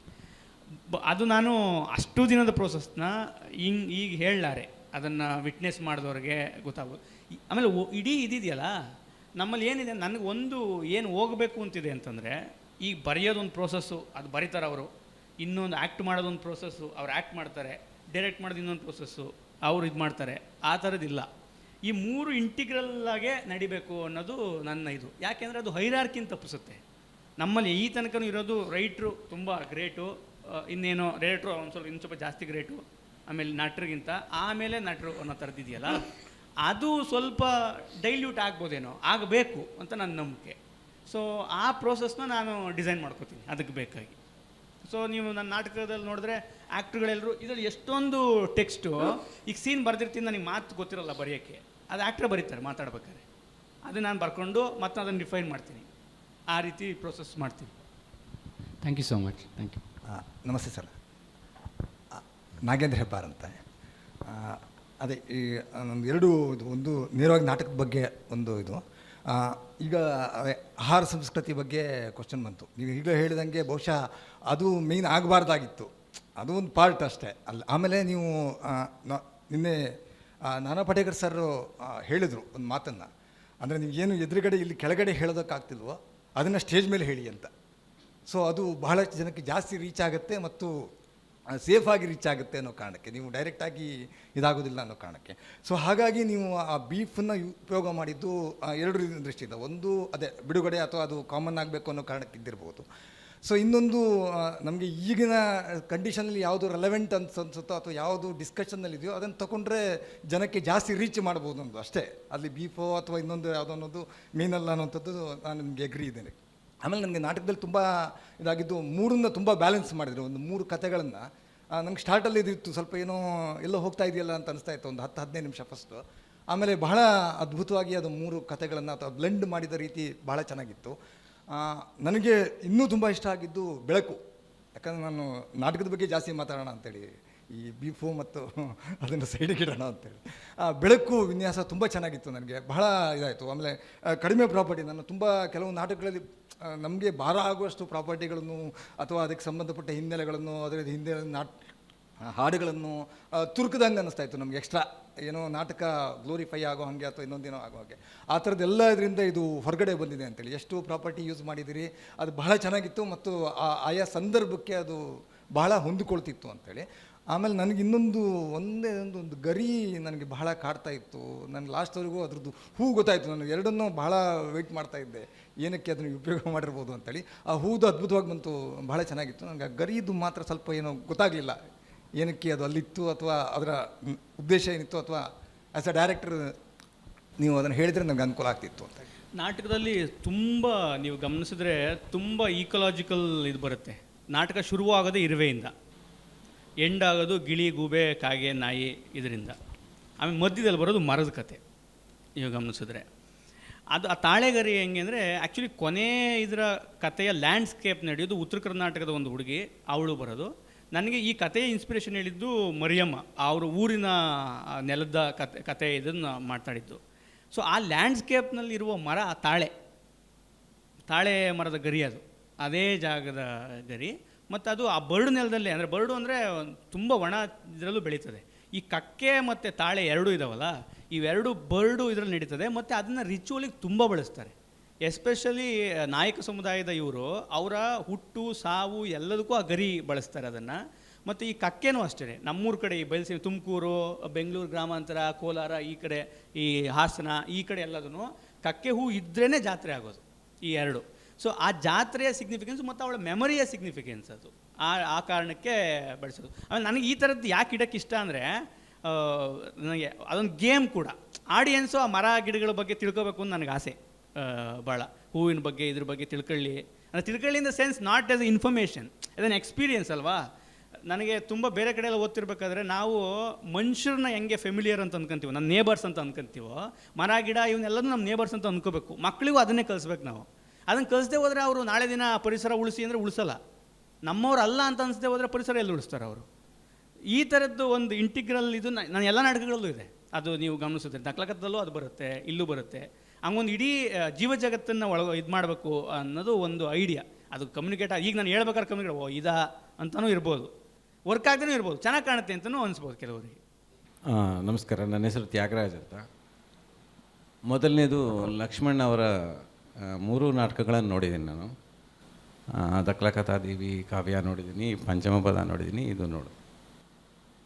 ನೀವು ಮೊದಲೇ ವಿಜುವಲೈಸ್ ಮಾಡ್ಕೊಂಡಿರ್ತೀರ ಹೇಗೆ ಇದನ್ನು ಪ್ರೇಕ್ಷಕರಿಗೆ ಮುಟ್ಟಿಸಬಹುದು. ಯಾವುದೇ ಒಂದು ಹೊಸ ನಾಟಕ ತೊಗೊಂಡಾಗ ನಾಟಕ ಹೇಗೆ ಗೆಲ್ಲಿಸಬಹುದು, ಜನರನ್ನು ಮುಟ್ಟಿಸೋದಕ್ಕೆ ಏನು ಯೋಜನೆಗಳನ್ನು ಹಾಕ್ಕೊಳ್ತೀರಾ, ಅಥವಾ ಆ ಪ್ರೋಸೆಸ್ಸಲ್ಲಿ ಈ ರೀತಿ ಮಾಡಿದ್ರೆ ಆಗ್ಬೋದು, ಆ ರೀತಿ ಮಾಡಿದ್ರೆ ಆಗ್ಬೋದು ಅಂತ ಎಕ್ಸ್ಪರಿಮೆಂಟ್ ಮಾಡ್ತೀರಾ,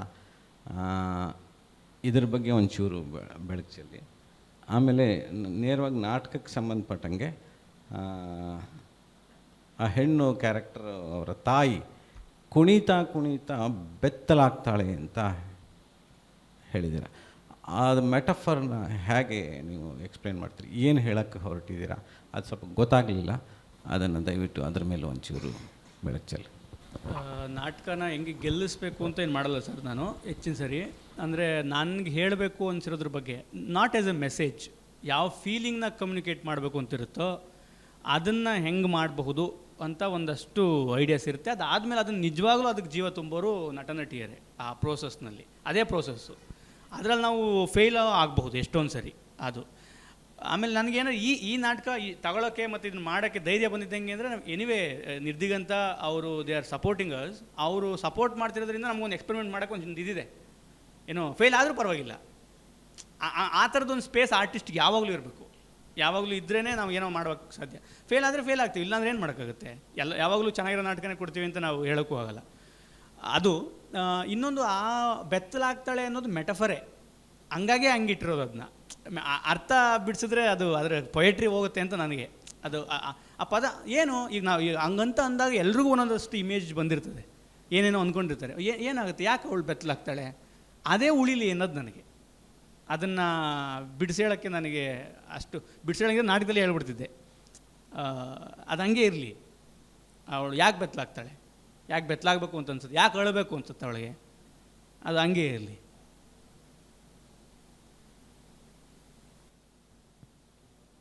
ಆನ್ಸರ್ ಮಾಡಲಿಲ್ಲ ನಾನು, ಅದು ಹಂಗೆ ಇರಲಿ. ಇದು ನೆಕ್ಸ್ಟ್ ಆ್ಯಕ್ಟ್ರಿಗಳಿಗೂ ಕೇಳಿ, ನನಗೆ ಜಾಸ್ತಿ ಆಯಿತು, ಇದು ಇವ್ರಿಗೆ ಏನಾದ್ರು ಕೇಳಿ. ನಮಸ್ಕಾರ ಸರ್. ಈ ಮಾಂಸ ಅಂತ ಬಂದಾಗ ಕೋಳಿ, ಕುರಿ, ಮೀನು ಅದು ಎಲ್ಲವನ್ನೂ ಬಿಟ್ಟು ಬರೀ ಬೀಫಿಗೆ ಯಾಕೆ ಬರ್ತಾರೆ ಎಲ್ಲರೂ? ಬೀಫ್ ತಿನ್ನುವಾಗೆ ಈ ಥರ ಕ್ವಶನ್ಗಳೆಲ್ಲ ರೇಸ್ ಆಗ್ತಾಯಿದೆ. ಈ ಕೋಳಿ ಆಗಿರ್ಬೋದು, ಕುರಿ ಆಗಿರ್ಬೋದು, ಮೀನಾಗಿರ್ಬೋದು, ಅದು ಕೂಡ ಒಂದು ಪ್ರಾಣಿನೇ. ಅದನ್ನು ಕೂಡ ನಾವು ಕೊಂದುಬಿಟ್ಟೆ ತಿಂತೀವಿ. ಬಟ್ ಬೀಫ್ ಅಂತ ಬಂದಾಗ ಬರೀ ಬೀಫಿಂದ ಎಲ್ಲರೂ ಕ್ವಶನ್ ಕೇಳ್ತಾರೆ.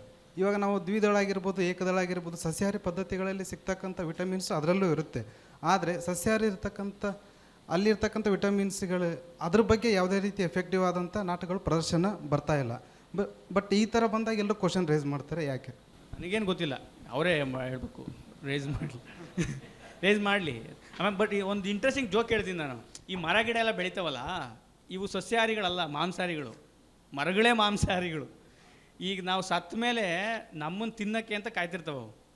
ಮಣ್ಣಾಕ್ತೀವಲ್ಲ, ಆ ಹುಳ ಈಗೆಲ್ಲ ತಿನ್ಕೊಳ್ಳೋಕ್ಕೆ ಕಾಯ್ತಿರ್ತವೆ ಅಂತ ಒಂದು ಥೀಸಿಸ್ ಇದೆ ಅದ್ರ ಮೇಲೆ. ಇಡೀ ಪಾಪ ನಾವು ಸಾಯದೆ ಹೋದರೆ ಅಥವಾ ಇನ್ಯಾವುದು ಸಾಯದೆ ಹೋದರೆ ಎಷ್ಟೊಂದು ಸೂಕ್ಷ್ಮಾಣು ಜೀವಿಗಳಿಗೆ ಇದೇ ಆಹಾರನೇ ಇಲ್ಲ. ಅದು ಕಷ್ಟ ಅದು. ಆಮೇಲೆ ತಿಂದೇ ಹೋದರೆ ಅವೆಲ್ಲವೂ ಹೆಚ್ಚಿನ ಪಾಲು ಮಾಂಸಾಹಾರಿ. ಆಮೇಲೆ ಅದು ಮ್ಯಾಟ್ರು ಆಗಬಾರ್ದು ಅಷ್ಟೇನು. ನಾನು ಅರುಣ್ ಹರಟ್ಮೇಳಿ ಅಂತೇಳಿ. ನಿನ್ನೆ ನಾಟಕ ತುಂಬ ಚೆನ್ನಾಗಿ ಮೂಡಿ ಬಂತು. ನನಗೆ ನಿನ್ನೆ ನಾಟಕದಿಂದ ನೋಡಿದಾಗ ಏನು ಅನಿಸ್ತಿತ್ತು ಅಂದರೆ, ಯೋಚನೆ ಮಾಡ್ತಾಯಿದ್ದೆ, ನಾಟಕದಲ್ಲಿದ್ದಂತಹ 3 ಪಾತ್ರಗಳು ಮತ್ತು ತಾಳೆಗರಿ ಬಗ್ಗೆ ಕೇಳಬೇಕು ಅಂದ್ಕೊಂಡೆ. ಸರ್ ಕೇಳಿದ್ರು ಅದ್ರ ಬಗ್ಗೆ. ಈ 3 ಪಾತ್ರಗಳ ಹಿನ್ನೆಲೆ ಇದೊಂದು ಕಾಲ್ಪನಿಕನ ಅಥವಾ ಪ್ರಸ್ತುತ ಸಮಾಜದಲ್ಲಿ ಇಂಥ ಕ್ಯಾರೆಕ್ಟರ್ಗಳು ಅಂದರೆ ಇಂಥ ಪಾತ್ರಗಳು ಎಲ್ಲಾದರೂ ಯೋಚನೆ ಮಾಡಿ ಅಥವಾ ಶೋಧನೆ ಮಾಡಿದಂತಹ ಪಾತ್ರಗಳ ಇದು, ಅಥವಾ ಈ ಪಾತ್ರಗಳಿಗೂ ಮತ್ತು ಅವ್ರು ಹೇಳ್ತಿರುವಂತಹ ಕಥೆಗಳದು ಇದನ್ನು ಕಾಲ್ಪನಿಕಕ್ಕೆ ತುಂಬ ಹತ್ತಿರ ಇರುವಂಥದ್ದು ಅಥವಾ ರಿಯಾಲಿಟಿಗೆ ಹತ್ತಿರ ಇರುವಂಥದ್ದು? ಇದ್ರ ಬಗ್ಗೆ ಒಂದಷ್ಟು ಮಾತನ್ನು ಹೇಳಬೇಕು. ಇದು ಅರ್ಧ ಸುಳ್ಳು ಅರ್ಧ ಸತ್ಯ. ನಿಜನೂ ಹೌದು, ಕಾಲ್ಪನಿಕನೂ ಹೌದು. ಆಯಿತಾ? ಅದರ ಇನ್ಸ್ಪಿರೇಷನ್ ಇರೋದು ಇದರಲ್ಲೇ. ಆಮೇಲೆ ಈ ಪಾತ್ರಗಳು ಹಂಗೆ ಇರಬೇಕು, ಆಂಬಿಗ್ವಿಯಸ್ ಜಾಗದಲ್ಲೇ ಇರಬೇಕು ಅಂತ ಒಂದಿತ್ತು ನನಗೆ. ಯಾಕೆಂದರೆ ನಾವು ಫಿಕ್ಸ್ ಆಗಿಬಿಟ್ರೆ ಇದೇ ಮನುಷ್ಯರು ಹಿಂಗೆ ಅಂತ ಅದು ಐಡೆಂಟಿಟಿಗೆ ಫಿಕ್ಸ್ ಆದರೆ ಅವ್ರಿಗೆ ಬಿಡುಗಡೆನೇ ಇರಲ್ಲ. ಇದಿದೆ ಅಂತ ಹೇಳ್ಬೇಕು. ನಾಟಕದಲ್ಲಿ ನಿಮ್ಗೆ ಎಲ್ಲಿ ನೋಡಿದ್ರು ಅವ್ರು 3 ಜನ ಎಲ್ಲಿಂದ ಬಂದರು, ಈ ರೂಮಲ್ಲಿ ಹೆಂಗೆ ಒಂದಾದ್ರು ಅಂತ ಹೇಳಲ್ಲ ನಾವು, ಎಲ್ಲೂ ಹೇಳಲ್ಲ.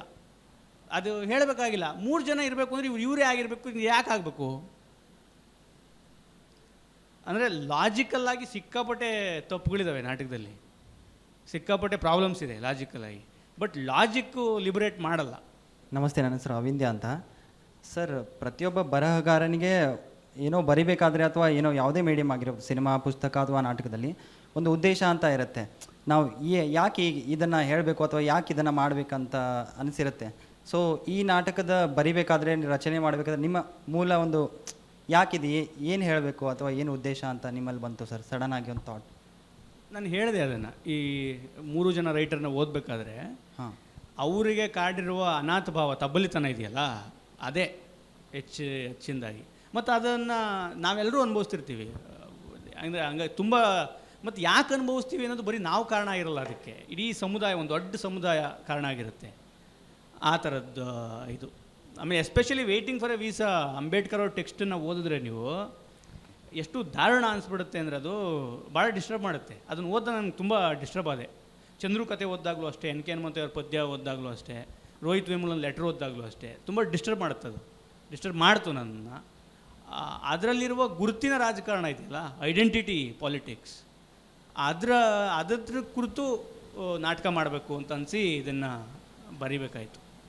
ನಮಸ್ತೆ. ನನಗೆ ಐಡೆಂಟಿಟಿ ಕ್ವಶನ್ ಬಂದಾಗ ಬಹುಶಃ ಒಂದು ಪಾರ್ಟ್ ಅದ್ರ ಬಹಳ ಇಂಪಾರ್ಟೆಂಟ್ ಇದ್ದಿದ್ದು ಅದು ಅವರ ಊರಿನ ಐಡೆಂಟಿಟಿ ಅಥವಾ ಅವರು ಬಂದು ಒಳಗಡೆ ಸೇರಿಕೊಂಡಿದ್ದಾಗ ಅವರ ಜಾತಿಯ ಐಡೆಂಟಿಟಿ ಅದನ್ನೆಲ್ಲ ಮರೆಸಿಬಿಟ್ಟು ಅವರು ಏನೋ ಇದನ್ನು ಇದು ಮಾಡೋದು. ನನಗೆ ಪ್ರಶ್ನೆ ಇರೋದೀಗ ಈ ಐಡೆಂಟಿಟಿ ಕ್ವಶನ್ ಬಂದಾಗ ನಾವು ನಾರ್ಮಲಾಗಿ ಮನುಷ್ಯರಲ್ಲಿ ಏನಾಗುತ್ತೆ ಅಂತಂದರೆ ಆ ಐಡೆಂಟಿಟಿಯಿಂದ ನನಗೆ ಅನುಕೂಲ ಆಗುತ್ತೆ ಅಂತಂದರೆ ನಾವು ಅದನ್ನು ಉಳಿಸ್ಕೊಳ್ಳೋದಕ್ಕೆ ಹೋಗ್ತೀವಿ. ಅದರಿಂದ ತೊಂದರೆ ಆಗುತ್ತೆ ಅಂದಾಗ ಮಾತ್ರ ಐಡೆಂಟಿಟಿನ ದೂರ ತಳ್ಳೋದಕ್ಕೋ ಅಥವಾ ಅದನ್ನು ಕ್ವಶನ್ ಮಾಡೋದಕ್ಕೋ ಹೋಗ್ತೀವಿ ಅನ್ನೋದು ನನ್ನ ಸಮಸ್ಯೆ.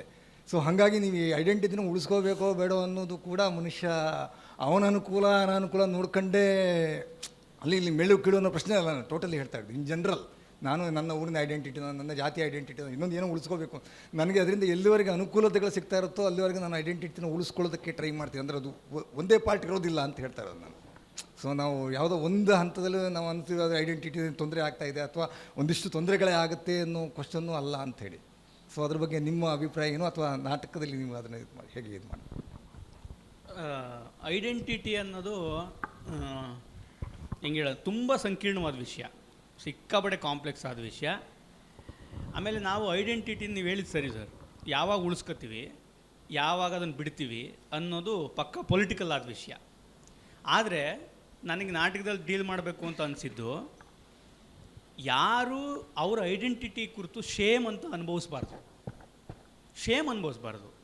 ಏನೇ ಆಗಿರಲಿ ಐಡೆಂಟಿಟಿ, ಯಾರೋ ಒಬ್ಬ ವ್ಯಕ್ತಿ ಅಥವಾ ಅವ್ರು ಯಾಕೆ ಅವ್ರ ಐಡೆಂಟಿಟಿ ಬಗ್ಗೆ ಶೇಮ್ ಅನುಭವಿಸ್ಬೇಕು? ಎಷ್ಟೋ ಜನಕ್ಕೆ ಅದು ಪ್ರೈಡ್ ಆಗಿರಬೇಕಾದ್ರೆ ಕೆಲವರು ಮಾತ್ರ ಅದ್ರ ಬಗ್ಗೆ ಶೇಮು, ಅಸಹ್ಯ, ನನ್ನ ಗುರುತು ನನಗೆ ಹೇಳ್ಕೊಳಕ್ಕೆ ಇಷ್ಟ ಇಲ್ಲ ಅನ್ನೋದು ಭಾಳ ಇದೊಂದು ಏನದು, ಅದು ಅಗ್ಲಿ, ಅದು ಇಟ್ಸ್ ಅಗ್ಲಿ ಆ್ಯಂಡ್ ವಲ್ಗರ್, ಅದು ಅಶ್ಲೀಲ, ಅದು ನಿಜವಾದ ರೀತಿಯಲ್ಲಿ. ಆಮೇಲೆ ಹಂಗಂತ ನನ್ನ ಶೇಮ್ ಅಂತ ನನ್ನ ಪ್ರೈಡ್ ಅಂತಲೂ ಹೇಳ್ಕೊಳ್ಳೋ ಅವಶ್ಯಕತೆ ಇಲ್ಲ. ನಮ್ಮ ಐಡೆಂಟಿಟಿ ಅನ್ನೋದು ಫ್ಲೂಯಿಡ್ ಆಗಿರಬೇಕು. ಇಟ್ಸ್ ನಾಟ್ ಸ್ಟ್ಯಾಗ್ನೇಟೆಡ್, ಫಿಕ್ಸ್ಡ್ ಅಲ್ಲ, ಅದೊಂದು ಫ್ಲೂಯಿಡಿಟಿ ಇರ್ಬೇಕು. ಹಂಗಾಗಿ ಈ ಪಾತ್ರ ಹೇಳಿದ್ದು ನೀವು ಗಮನಿಸಿದರೆ, ಅವಳು ಒಂದೊಂದು ಮಗುಗೆ ಒಂದೊಂದು ಐಡೆಂಟಿಟಿ ಹೇಳ್ತಾಳೆ. ನಾನು ಆಕಾಶಕ್ಕೆ ಸೇರಿದವಳು, ಮೋಡಕ್ಕೆ ಸೇರಿದವಳು, ಮಿಂಚುಳಕ್ಕೆ ಸೇರಿದವಳು. ಹಿಂಗಿರೋಕ್ಕೆ ಸಾಧ್ಯನಾ? ಹಂಗಿರೋಕ್ಕೆ ಸಾಧ್ಯ ಆಗ್ಬೇಕು ನಮಗೆ. ಇಲ್ಲಾಂದರೆ ನಾವು ಎಲ್ಲರೂ ಕ್ಲೈಮ್ ಮಾಡ್ತಿರ್ತೀವಿ ನಮ್ಮ ಐಡೆಂಟಿಟಿನ ವಿಚಿತ್ರವಾಗಿ. ಆಮೇಲೆ ಇನ್ನೂ ಯಾವಾಗ ಅಸಲ್ಟ್ ಆಗ್ತೀವಿ ನಾವು ಅಂತಂದರೆ, ನಿನ್ನ ಐಡೆಂಟಿಟಿ ಶೇಮು ಅಂತ ಹೇಳಿದಾಗ ಶುರು ಮಾಡಿದ ತಕ್ಷಣ ಶೇಮ್ ಅಲ್ಲ ಅಂತ ಪ್ರೂವ್ ಮಾಡಬೇಕಾಗತ್ತೆ. ಹಂಗಾಗಿ ಇದು ತುಂಬ ಕಾಂಪ್ಲೆಕ್ಸ್ ಆದ ವಿಷಯ. ಆಮೇಲೆ ನಾವು ಐಡೆಂಟಿಟಿ ಅನ್ನೋದು ನಾವು ಎಷ್ಟೊಂದು ಸರಿ ಏನು ಅನ್ಕೋತೀವಿ ಅಂದರೆ, ನಾವು ಬಿಟ್ಬಿಡ್ತೀವಿ ಅಂತ ನಾವು ಹೇಳ್ತೀವಲ್ಲ, ನಾವೆಲ್ಲ ಜಾತಿ ಬಿಟ್ಟಿದ್ದೀವಿ. ನೋ, ಜಾತಿ ಬಿಡೋದು ನಾನು ಒಬ್ಬನಿಗೆ ಸಂಬಂಧಪಟ್ಟಿದ್ದಲ್ಲ, ಇಡೀ ಕಮ್ಯುನಿಟಿಗೆ ಸಂಬಂಧಪಟ್ಟಿದ್ದು. ಎಲ್ಲರೂ ಸೇರಿ ಅದನ್ನು ಕಟ್ಟಿರೋದು. ಆವಾಗ ಮಾತ್ರ ನಾನು ಬಿಡ್ಬೋದು. ನಾನು ಹೇಳ್ಬೋದು ನಾನು ಇವತ್ತಿಂದ ಹೆಣ್ಣು ಅಂತ. ನೋ, ನಾನಲ್ಲ, ಆಗ ಸಾಧ್ಯನೇ ಇಲ್ಲ. ಯಾಕೆ ಅಂತಂದರೆ ನಾನು ಅಂದ್ಕೊಂಡ ತಕ್ಷಣ ಆಗಲ್ಲ, ಆದರೆ ಎಲ್ಲ ಕಾನ್ಸಿಕ್ವೆನ್ಸು ಎಲ್ಲರನ್ನೂ ಸೇರಿ ಆಗುತ್ತೆ ಗೇಮು. ಹಂಗಾಗಿ ತುಂಬ ಕಾಂಪ್ಲೆಕ್ಸು. ಅದನ್ನು ಮೀರಕ್ಕೆ ಸಾಧ್ಯನಾ? ಅದಕ್ಕಿರೋ ಎಲ್ಲ ಕಾಂಟ್ರಡಿಕ್ಷನ್ನು ಈ ನಾಟಕ ಹೇಳಬೇಕು ಅಂತ. ಏನು ಇಷ್ಟು ಕ್ಲಮ್ಸಿ ಆಗಿದೆ, ನಾವು ಇಷ್ಟು ಹಾಳು ಮಾಡ್ಕೊಂಡಿದ್ದೀವಿ ಅನ್ನೋದನ್ನ ಅದಕ್ಕೆ ಆನ್ಸರ್ ಕೊಡೋಕ್ಕಲ್ಲ. ಆಮೇಲೆ ಅವಳು ಹೇಳ್ತಾಳೆ ಕಡೆಗೂ, ನಮಗೆ ನಿಜವಾಗ್ಲೂ ಐಡೆಂಟಿಟಿಗಳಿಂದ ಜಿಗಿಬೇಕು ಅಂತಂದರೆ, ಜೀವಮಂಡಲದ ಭಾಗ ಆಗಬೇಕು ಅಂದರೆ ಒಂದು ದೊಡ್ಡ ಎಸ್ಕೇಪ್ ವೆಲಾಸಿಟಿ ಬೇಕು ನಮಗೆ, ಅನಿಕೇತನ ಆಗಬೇಕು. ಅದು ಸಾಧ್ಯನಾ ಅನ್ನೋದು. ನಮಸ್ಕಾರ, ನಾನು ನಾದ ಮಾತಾಡ್ತಿರೋದು. ನನಗೆ ನಿನ್ನೆ ನಾಟಕದಲ್ಲಿ ತುಂಬ ಸಂಗತಿಗಳು ಬಹಳ ಇಷ್ಟ ಆದವು. ಒಂದು, ಆಹಾರ ರಾಜಕಾರಣವನ್ನು ಮುಟ್ಟಬೇಕಾದಲ್ಲಿಗೆ ಬಹಳ ಸರಳ ಭಾಷೆಯಲ್ಲಿ ಮುಟ್ಟಿಸಿರೋದು ಒಂದು. ಎರಡನೇದು, ಕುಟುಂಬ ರಾಜಕಾರಣ. ಕುಟುಂಬದಲ್ಲಿ ಸಂಬಂಧಗಳು ಅಂತ ಬಂದಾಗ ಒಂದು ಹುಡುಗಿ ಯಾರಿಗೋ ಸಂಬಂಧಿಯಾಗಿ ಮಾತ್ರ ಯಾರ ಜೊತೆನೇ ಇರಬೇಕು ಅನ್ನುವಂಥ ಕಟ್ಟುಪಾಡುಗಳಿದೆಯಲ್ಲ, ಆ ಯಾವ ರಿಚುವಲ್ಸ್ಗಳನ್ನೂ ಇಲ್ಲದೆ, ಯಾವ ಸಂಬಂಧದ ಬೋರ್ಡ್ಗಳು ಇಲ್ಲದೆ, ಎರಡು ಗಂಡಸು ಮತ್ತೊಂದು ಹೆಣ್ಣು ಒಂದು ಮನೆಯೊಳಗೆ ಬದುಕುವಂಥ ಒಂದು ನಿರ್ದಿಗ್ಗಂತವಾದಂಥ ಪ್ರಜ್ಞೆಯನ್ನು ಕಟ್ಟಿದ್ದಿದೆಯಲ್ಲ, ಅದು ನನಗೆ ಬಹಳ ಅದ್ಭುತ ಅನಿಸಿದ್ದು. ಇಲ್ಲಾಂದರೆ ಈಗ ತುಂಬ ಮಂದಿ ಮನೆಗೆ ಹೋಗುವಾಗ ತುಂಬ ಯೋಚಿಸ್ಕೊಂಡು ಹೋಗ್ತಾರೆ, ಅವಳಿಗೆ ಹೆಂಗೆ, ಯಾರ ಜೊತೆ ಸಂಬಂಧ ಇದ್ಲು, ಯಾರ ಜೊತೆ ಮಲಗ್ತಿದ್ಲು.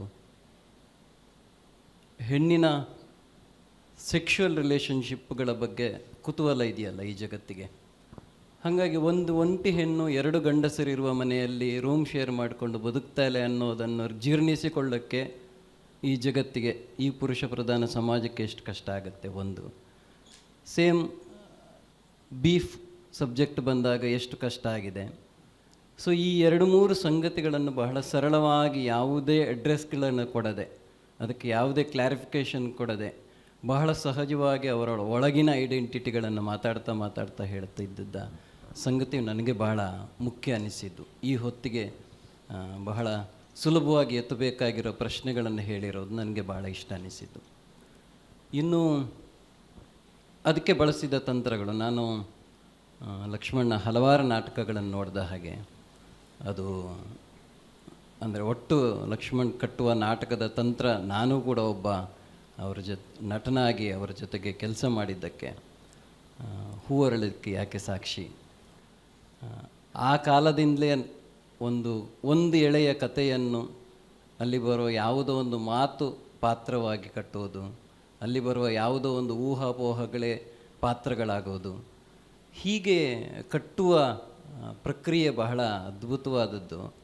ಆ ಪ್ರಕ್ರಿಯೆಯಲ್ಲಿ ನಿನ್ನೆ ಮೂಡಿದ ನಾಟಕ ಬಹಳ ವಿಶಿಷ್ಟವಾಗಿತ್ತು. ಹಾಗಾಗಿ ನನಗೆ ಅದು ಅಲ್ಲಿರುವ ಐಡೆಂಟಿಟಿ ಕ್ರೈಸಿಸ್ಸಿಂದ ಇಡೀ ಜಗತ್ತಿಂದ ಎಕ್ಸ್ಕ್ಲೂಡ್ ಆದಂಥ ಎಷ್ಟೋ ಮಂದಿಯ ಧ್ವನಿಗಳು ಹೀಗೆ 2-3 ರೂಪದಿಂದ ಮಾತಾಡಿದ್ದು ಅದು ಬಹಳ ಮುಖ್ಯವಾಗಿತ್ತು ನನಗೆ.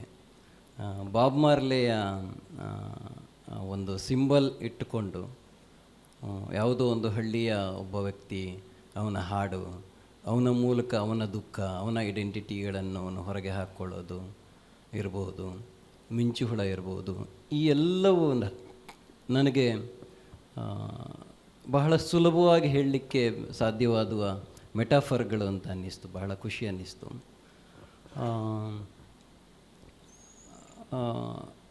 ನನಗೆ ಒಂದು ಏನನ್ನಿಸ್ತು ಅಂದರೆ, ದಕ್ಲಕಥಾ ಒಂದು ಜನಪದ ಒಂದು ಕಾವ್ಯವನ್ನು ಇಟ್ಟುಕೊಂಡು ಮಾಡಿದಾಗೆ ಇದರಲ್ಲಿ ಎನ್ ಕೆ ಹನುಮಂತಯ್ಯವರ ಕವಿತೆಗಳನ್ನು ಇಟ್ಟುಕೊಂಡು ಮಾಡಿದ್ರಿ. ಮೇ ಬಿ ಕವಿತೆಗಳು ನೀವು ಓದ್ತಾ ಇದ್ರಿ ಮತ್ತು ಕೆಲವು ಸಲ ಹಾಡ್ತಾ ಇದ್ರಿ. ಆ ಕವಿತೆಗಳ ಟೆಕ್ಸ್ಟ್ಗಳನ್ನು ಆಡಿಯನ್ಸ್ಗೆ ರಿಜಿಸ್ಟರ್ ಮಾಡಿಸೋಕ್ಕೆ ಸಾಧ್ಯ ಆದರೆ ಮೇ ಬಿ ಇನ್ನೂ ಸ್ವಲ್ಪ ಏನಾದರೂ ಅದು ಎದೆಗಿಳಿಲಿಕ್ಕೆ ಕೆಲವು ಸಾಧ್ಯತೆ ಹೆಚ್ಚಾಗ್ಬೋದೇನೋ ಅಂತ. ಕೆಲವು ಸಲ ಆಡಿಯೋ ಕರಗಿ ಹೋಗುತ್ತೆ, ಕೆಲವು ಸಲ ವಿಜುವಲ್ ಆಗಿ ಆ ಟೆಕ್ಸ್ಟ್ಗಳನ್ನು ಕೂಡ ನಾವು ಎಕ್ಸ್ಪ್ರೆಸ್ ಮಾಡುವಾಗ ಸಾಧ್ಯ ಆಗುತ್ತಾ ಅಂತ ನೋಡ್ಬೋದು ಅಂತ ನನಗನ್ನಿಸ್ತು. ಓವರಾಲ್ ಭಾಳ ಖುಷಿ ಅನ್ನಿಸ್ತು. Thank you.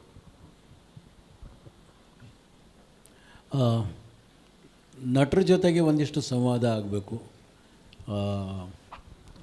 ಇಲ್ಲಿ ಪಾಲ್ಗೊಂಡಂಥ ನಟರು ಈಗಾಗಲೇ ನಾನು ಇಂಟ್ರಡಕ್ಷನ್ ಮಾಡಿದ ಹಾಗೆಯೇ ಅವರು ತುಂಬ ದೊಡ್ಡದಾಗಿ ಬೇರೆ ಬೇರೆ ಟೈಮ್ ಆ್ಯಂಡ್ ಸ್ಪೇಸ್ನಲ್ಲಿ ಕೆಲಸ ಮಾಡಿದವರಿದ್ದಾರೆ. ನಾನೇ ಆರಂಭಿಸ್ತೇನೆ. ಶ್ವೇತಾ ಒಳ್ಳೆ ಆ್ಯಕ್ಟ್ರು ಮತ್ತು ಒಳ್ಳೆ ಡೈರೆಕ್ಟ್ರು ಸಹ. ಈಗ ಈ ಡೈರೆಕ್ಟ್ರ್ ಜೊತೆಗೆ ನೀವೇನು ಜಗಳನೇ ಮಾಡಲಿಲ್ವಾ, ಅಥವಾ ನಿಮ್ಮಿಬ್ಬರು ದೋಸ್ತಿ ಹೇಗೆ, ಆ್ಯಸ್ ಎ ಆ್ಯಕ್ಟ್ರಾಗಿ ಇದರಲ್ಲಿ ಪಾಲ್ಗೊಳ್ಳುವ ಪ್ರಾಸೆಸ್ ಹೇಗೆ ಕಟ್ಕೊಂಡ್ರಿ? ಇದು ಭಾಳ ಸ್ಟೇಜ್ ಕ್ರಾಫ್ಟ್ ಅಂತ ನಾವೇನು ಕರಿತೀವಿ, ಈ ಕೌಶಲ್ಯಕ್ಕೆ ಸಂಬಂಧಪಟ್ಟಂತೆ ಭಾಳ ಮುಖ್ಯವಾಗಿರುತ್ತೆ. ಆ ಕುರಿತು ಶ್ವೇತಾ ಮಾತಾಡಬೇಕು, ಆಮೇಲೆ ಚಂದ್ರ ಮಾತಾಡಬೇಕು, ಆ್ಯಕ್ಟ್ ಬಗ್ಗೆ ಮಾತಾಡಬೇಕು ಅಂತ ಕೇಳ್ಕೊತೀನಿ. ಶ್ವೇತಾ. ಖಂಡಿತ ಜಗಳ ಇಲ್ದೇ ನಾನು ಇರೋಕ್ಕಾಗಲ್ಲ. ಖಂಡಿತವಾಗ್ಲೂ ಜಗಳ ಇದೆ, ಜಗಳ ಮಾಡಿದ್ದೀವಿ ಎಷ್ಟೋ ವಿಷಯಗಳಿಗೆ, ಪದಕ್ಕೆ, ವಾಕ್ಯಗಳಿಗೆ, ಅದನ್ನು ಆಡೋದ್ರ ಬಗ್ಗೆ, ಅದರ ಇಂಟರ್ಪ್ರಿಟೇಷನ್ ಏನಾಗಬಹುದು, ಯಾವ ಅರ್ಥ ಕೊಡ್ಬೋದು, ಇದು ಯಾವ ಇದರಲ್ಲಿ ಆಡಿದರೆ ಯಾವ ಮೀನಿಂಗು ಬರ್ತದೆ, ಅಥವಾ ನಾನು ನನ್ನ ಥಾಟ್ ಪ್ರೊಸೆಸ್ನಲ್ಲಿ ನಮ್ಮ ಡೈರೆಕ್ಟ್ರು ಒಂದೊಂದ್ಸರಿ ಇಡೀ ಕಾಸ್ಮಿಕ್ ಲೆವೆಲಲ್ಲಿ ಯೋಚನೆ ಮಾಡ್ಕೊಂಡು ಇದು ಮಾಡ್ತಿದ್ರೆ ನಾನು ಲಾಜಿಕ್ ಇಟ್ಕೊಂಡು ಯೋಚನೆ ಮಾಡ್ತಿರ್ತೀನಿ. ಸೊ ಆ ಲಾಜಿಕ್ ಇಟ್ಕೊಂಡು ಯೋಚನೆ ಮಾಡಿದಾಗ ನಮ್ಮ ಡೈರೆಕ್ಟ್ರ್ ಅಂದ್ಕೊಳ್ತಿರೋ ಆ ದೊಡ್ಡ ಮಟ್ಟದ ಮೀನಿಂಗು ತಲುಪೋಕ್ಕೆ ಎಷ್ಟೋ ಸರಿ ಸಾಧ್ಯ ಆಗ್ತಿರಲ್ಲ. ಸೊ ಈ ಥರ ವಿಷಯಗಳಲ್ಲೆಲ್ಲ ಸುಮಾರಷ್ಟು ಸರಿ ಜಗಳ ಆಗಿದೆ. ಬಟ್ ಅದೇ ಅವರು ಏನು ಇಂಪ್ರೂವೈಸೇಷನ್ ಮಾಡೋಕ್ಕೆ ಹೇಳ್ತಿದ್ರು, ಆ ಇಂಪ್ರೂವೈಸೇಷನ್ ಮಾಡ್ತಾ ಕಟ್ತಾ ಈ ಸ್ಟೋರಿ ಟು ಸ್ಟೋರಿ, ಈಗೊಂದು ಸ್ಟೋರಿ ಇದೆ, ಇನ್ನೊಂದು ಸ್ಟೋರಿ ಇದೆ, ಹೌ ಟು ಬ್ಲೆಂಡ್, ಹೆಂಗೆ ಬ್ಲೆಂಡ್ ಮಾಡೋದಿದು, ಅದಕ್ಕೆ ಆ್ಯಕ್ಟರ್ಸ್ ಆಗಿ ನಾವೇನು ಮಾಡ್ಬೋದಾಗಿತ್ತು, ಅದನ್ನು ಪ್ರತಿ ಕ್ಷಣದ ಚಾಲೆಂಜನ್ನ ಡೈರೆಕ್ಟ್ರ್ ಕೊಟ್ಟಿದ್ದಾರೆ.